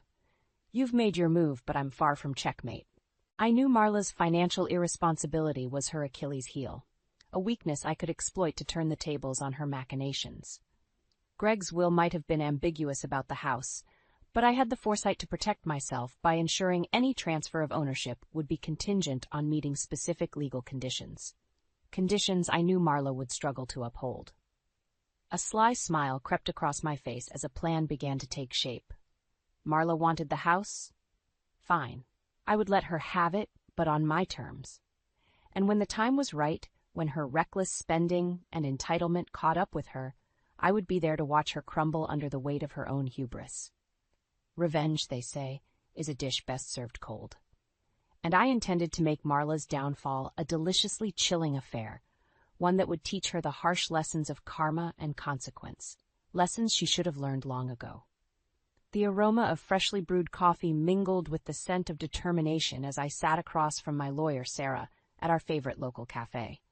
Her sharp features and no-nonsense demeanor had always put me at ease, a reassuring presence in the face of Marla's escalating antics. "So, let me get this straight," Sarah said, leaning back in her chair and studying me intently. "Marla not only demanded you vacate the house, but her husband had the audacity to imply you're just a temporary guest?" I nodded, my jaw clenching at the memory of Ron's disrespectful words. "That's the gist of it. Marla's made it abundantly clear that she intends to take over the property, regardless of my wishes or the legal implications." Sarah shook her head, a humorless chuckle escaping her lips. "Unbelievable. That girl has always been a piece of work, but this takes the cake." "You're telling me," I agreed, taking a sip of my coffee. "But I'm not about to let her get away with it. I want to explore every legal avenue available to prevent her from pulling this stunt." Sarah's eyes gleamed with a mixture of admiration and determination. "I'm glad to hear it, Della. Frankly, you've been too lenient with her in the past. It's time we fight fire with fire." As Sarah outlined my options, a plan began to take shape. While Greg's will had been frustratingly vague, there were still loopholes I could exploit to maintain control of the situation.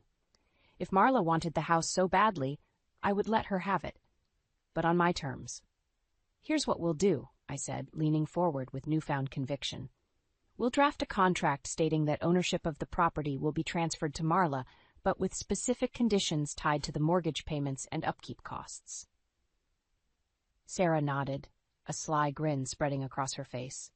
"I like where you're going with this. We'll include clauses that will be difficult for her to maintain, given her financial irresponsibility." "Exactly," I replied, a sense of satisfaction washing over me. "And when she inevitably fails to meet those conditions, the house will revert back to my control, along with any legal repercussions for her breach of contract." Sarah let out a low whistle, her admiration evident.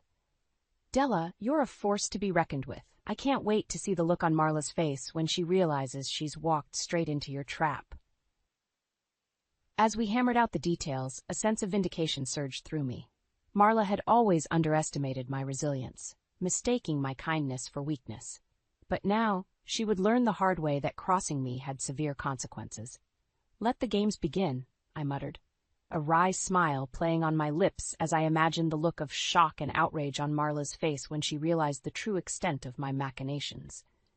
The air was thick with tension as I watched the movers carry box after box into the house I had called home for so many years. Marla's smug expression was a stark contrast to the sadness etched onto her husband Ron's face, a hint of guilt flickering in his eyes as our gazes met. "I hope you're happy now," I said, unable to mask the bitterness in my tone. "You've finally gotten what you wanted." Marla scoffed, tossing her hair over her shoulder with a dismissive flick of her wrist. "Don't be so melodramatic, Della. This is just the natural order of things. You had your time, and now it's ours." I bit back a scathing retort, reminding myself to play along, for now. Sarah's careful legal maneuvering had ensured that Marla's so-called victory would be short-lived, and I intended to savor every moment of her impending downfall. As the last of my belongings were loaded into the moving van, I took one final glance around the house, committing every detail to memory. The walls that had witnessed countless family gatherings, the kitchen where I had prepared countless meals, the living room where Greg and I had spent countless evenings cuddled together on the couch. A pang of sadness tugged at my heart, but I quickly pushed it aside, steeling my resolve. This was no longer my home.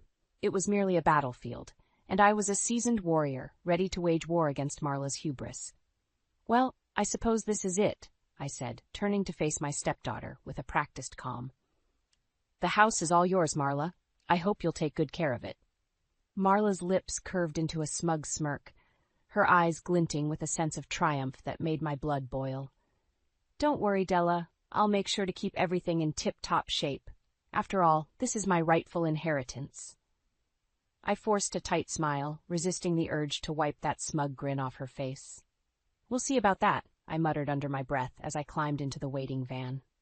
As we pulled away from the house, I couldn't help but feel a sense of anticipation bubbling within me. Unbeknownst to Marla, I had already set the wheels in motion for her inevitable downfall. A quick call to a trusted real estate agent had ensured that the property would be closely monitored, with any potential issues or foreclosure proceedings promptly reported to me. And with the carefully crafted legal conditions Sarah had woven into the transfer agreement, it was only a matter of time before Marla's financial irresponsibility caught up with her. A sly grin spread across my face as I settled into the plush seat of the van, already envisioning the look of shock and dismay on Marla's face when she realized the true extent of my machinations. "Checkmate, my dear," I murmured, watching as the house, and Marla's false sense of victory, disappeared in the rearview mirror. The modest apartment felt like a sanctuary, a haven from the chaos and betrayal that had plagued my life in recent weeks. As I unpacked the last of my belongings, a sense of calm washed over me. A calm that was tempered by a simmering determination to see my plan through to its inevitable conclusion. I had chosen this place strategically, a comfortable yet unassuming abode that would lull Marla into a false sense of complacency. She had always been one to judge based on appearances, and I knew she would revel in the idea of her once formidable stepmother being reduced to such modest living quarters. Little did she know that this was all part of my carefully orchestrated scheme. As I settled onto the plush couch, a wry smile tugged at my lips. Sarah had worked her legal magic, weaving a web of conditions and clauses into the transfer agreement that would prove to be Marla's undoing. It was only a matter of time before her reckless spending habits and financial irresponsibility caught up with her, setting the stage for the ultimate comeuppance. The sound of my phone ringing jolted me from my reverie, and I couldn't help but chuckle as I glanced at the caller ID. It was my trusted real estate agent, Cynthia, the woman tasked with keeping a close eye on the house and any potential issues that might arise. "Hello, Cynthia," I answered, my voice brimming with confidence. "I trust you have some good news for me?" "You know me too well, Della," Cynthia replied, her tone laced with a mixture of amusement and admiration. "It seems your stepdaughter has already started making waves. The bank has been in touch, reminding her about the upcoming loan renewal and the importance of maintaining a spotless credit history." I couldn't help but let out a satisfied chuckle. The loan renewal clause had been a stroke of genius on Sarah's part, a ticking time bomb that would detonate the moment Marla's financial house of cards came crumbling down. "Excellent," I said, leaning back into the couch's plush embrace. "Keep me updated on any developments, won't you, Cynthia? I have a feeling things are about to get very interesting." "You can count on it," Cynthia assured me. "I'll be sure to keep a close eye on the situation and report back any juicy details." As I ended the call, a sense of anticipation coursed through my veins. The trap had been set, and Marla was blissfully unaware of the snare tightening around her. All I had to do now was sit back and wait for her inevitable missteps to trigger the collapse of her ill-gotten gains.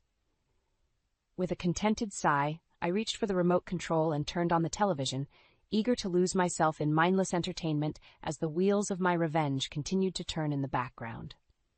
"Enjoy your victory while it lasts, Marla," I murmured, a sly grin etching itself onto my features, "because when the dust settles, you'll be the one left picking up the pieces." The sound of shattering glass echoed through the once pristine hallways, punctuated by Marla's shrill screams and Ron's futile attempts to placate her. As I stepped through the front door, the scene that greeted me was one of utter chaos. A stark contrast to the orderly home I had maintained for so many years. "You idiot!" Marla shrieked, her face contorted with rage as she hurled a vase across the room, narrowly missing Ron's head. "How could you let this happen?" Ron cowered like a scolded puppy, his shoulders slumped in defeat. "I'm sorry, babe," he mumbled, his voice trembling with fear. "I thought we had more time to get our finances in order." I cleared my throat, announcing my presence with a calm that belied the inner satisfaction coursing through my veins. "Is everything all right here?" Marla whirled around, her eyes blazing with a mixture of anger and humiliation. "You!" she spat, jabbing an accusatory finger in my direction. "You did this, didn't you? You set us up with those ridiculous loan conditions, knowing we'd never be able to keep up. A wry smile tugged at the corners of my mouth as I took in the scene of Marla's unraveling. The once immaculate living room was a testament to her descent into chaos, with overturned furniture and shattered knickknacks strewn about like casualties on a battlefield. "I have no idea what you're talking about, Marla," I replied, feigning innocence. "This is simply the consequence of your own actions, or should I say, inactions?" Ron's eyes darted between us, a flicker of understanding dawning in their depths. "Babe, maybe she's right," he ventured cautiously. "We've been living way beyond our means, ignoring all the warning signs." Marla's jaw tightened, her nostrils flaring with indignation. "Don't you dare take her side," she hissed, rounding on her husband with a fury that made him flinch. "This is all part of her twisted game. She's been plotting against us from the start." I couldn't help but chuckle at the irony of her words. "You give me far too much credit, Marla," I said, taking a step closer. "The only game being played here is the one you started when you tried to take what wasn't rightfully yours." Realization began to dawn on Marla's face, her eyes widening as the pieces fell into place. The loan renewal clause, the meticulous monitoring of the property's value, the mounting debt that had spiraled out of control, it had all been a carefully orchestrated trap, and she had waltzed right into it. "You knew," she whispered, her voice laced with a mixture of awe and fury. "You knew I'd never be able to keep up with the payments, and you let me take the house anyway." I nodded, savoring the taste of her defeat. "Of course I did, dear. You see, I've learned a thing or two about the consequences of greed and entitlement over the years, lessons that you, unfortunately, have yet to grasp." As Marla sank to the floor, her carefully constructed facade of superiority crumbling around her, I couldn't help but feel a sense of vindication. The scales of justice had finally been balanced, and the price of her hubris had been paid in full. The air was thick with tension as I surveyed the wreckage of what had once been a pristine living room. Marla sat on the floor, her shoulders slumped in defeat, while Ron hovered nearby, his expression a mixture of guilt and resignation. "Well, well, look at the mess you've made," I said, my voice laced with a mix of triumph and pity. "And to think, this could have all been avoided if you'd just learned to control your entitlement and greed." Marla's head snapped up, her eyes blazing with fury. "Don't you dare lecture me, Della," she spat, her words dripping with venom. "This was all part of your twisted little revenge scheme, wasn't it?" A wry smile tugged at the corners of my mouth as I met her gaze unflinchingly. "Revenge? Now why would I need to seek revenge against my own stepdaughter?" Ron shifted uncomfortably, his gaze darting between us like a spectator at a particularly intense tennis match. Maybe we should all just take a deep breath and... "Shut up, Ron," Marla snarled, cutting him off mid-sentence. "This has nothing to do with you." I couldn't help but chuckle at her outburst. "You see, Marla, that's where you're wrong. This has everything to do with the both of you and your complete disregard for consequences." Marla opened her mouth to retort, but I held up a hand, silencing her. "No, let me finish. For years I've watched you manipulate and scheme, always taking what you wanted without a second thought for the fallout. You tried to turn Greg against me, you tried to take this house that wasn't rightfully yours, and all the while you've been living beyond your means, racking up debt like it was a badge of honor." Ron's brow furrowed as he processed my words, and I could see the realization dawning in his eyes. "Wait, so those loan conditions, the monitoring of the property value, that was all you?" I nodded, a sense of satisfaction washing over me. Indeed it was.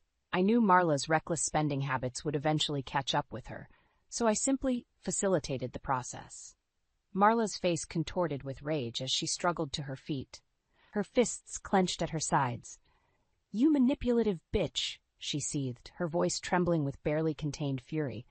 "How dare you try to take what's rightfully mine?" I couldn't help but laugh at the irony of her words. "Rightfully yours? Marla, you've never understood the concept of hard work and sacrifice. This house, this life that you so desperately coveted, was built on the foundation of my blood, sweat, and tears. Greg may have left the ownership of this property ambiguous, but he knew in his heart who truly deserved it." As my words sank in, I could see the fight draining from Marla's body, her shoulders slumping in defeat. Ron, ever the passive accomplice, simply stood by silently, his expression a mixture of awe and resignation. "You played me," Marla whispered, her voice barely audible. "You let me think I had won, only to pull the rug out from under me." I nodded, a sense of vindication washing over me. "Yes, I did. And you know why? Because sometimes the only way to teach a lesson is through harsh, uncompromising consequences." As I turned to leave, I couldn't help but feel a twinge of pity for the broken woman before me. Marla had been her own worst enemy, her greed and entitlement blinding her to the reality of her actions. But as they say, karma is a bitch, and Marla had just learned that lesson the hard way. The soft ticking of the clock was the only sound that punctuated the silence as I sipped my tea, savoring the warmth and tranquility of my modest apartment. It had been several months since the fateful confrontation that had shattered Marla's delusions of grandeur, and in that time my life had settled into a comfortable routine. A knock at the door jolted me from my reverie, and I couldn't help but feel a twinge of apprehension as I rose to answer it. Peering through the peephole, my breath caught in my throat. It was Marla, looking more disheveled and defeated than I had ever seen her. Steeling my resolve, I pulled open the door, meeting her gaze with a measured calm. "Marla," I greeted, keeping my voice even, "to what do I owe this unexpected visit?" She shifted uncomfortably, unable to meet my eyes. I need your help, Della," she mumbled, the words seeming to stick in her throat. I raised an eyebrow, fighting back the urge to gloat at her admission of vulnerability. "My help? After everything that's happened, you still have the audacity to ask for my assistance?" Marla flinched as if I had struck her, her shoulders slumping in defeat. I know, she said, her voice laced with a weariness that tugged at my heartstrings. "I was a complete monster to you, and I don't deserve your kindness." Sighing, I stepped back and gestured for her to enter. "Well, you might as well come in and explain yourself." As she settled onto the couch, I couldn't help but notice the shadows under her eyes and the pallor of her skin, telltale signs of the stress and turmoil she had endured in recent months. "I've hit rock bottom, Della," she began, her voice barely above a whisper. "After losing the house and everything else, Ron left me. My credit score is in shambles, and I can barely make ends meet." A flicker of sympathy stirred within me, tempered by the lingering resentment of her past transgressions. "And what do you expect me to do about it?"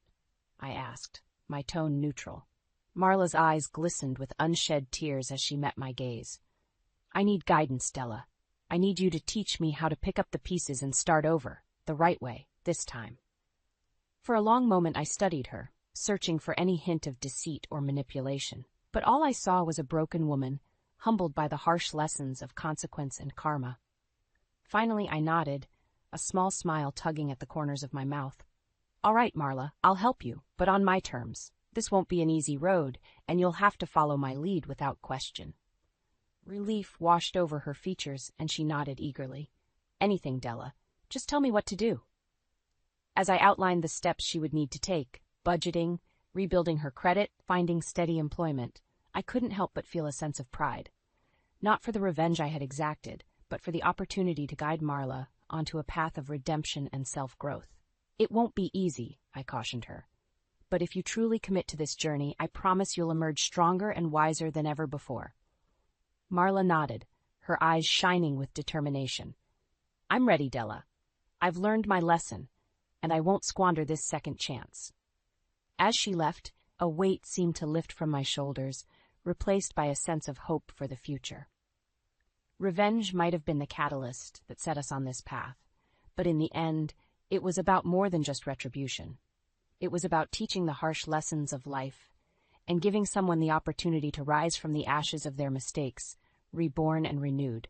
And for that, I would always be grateful.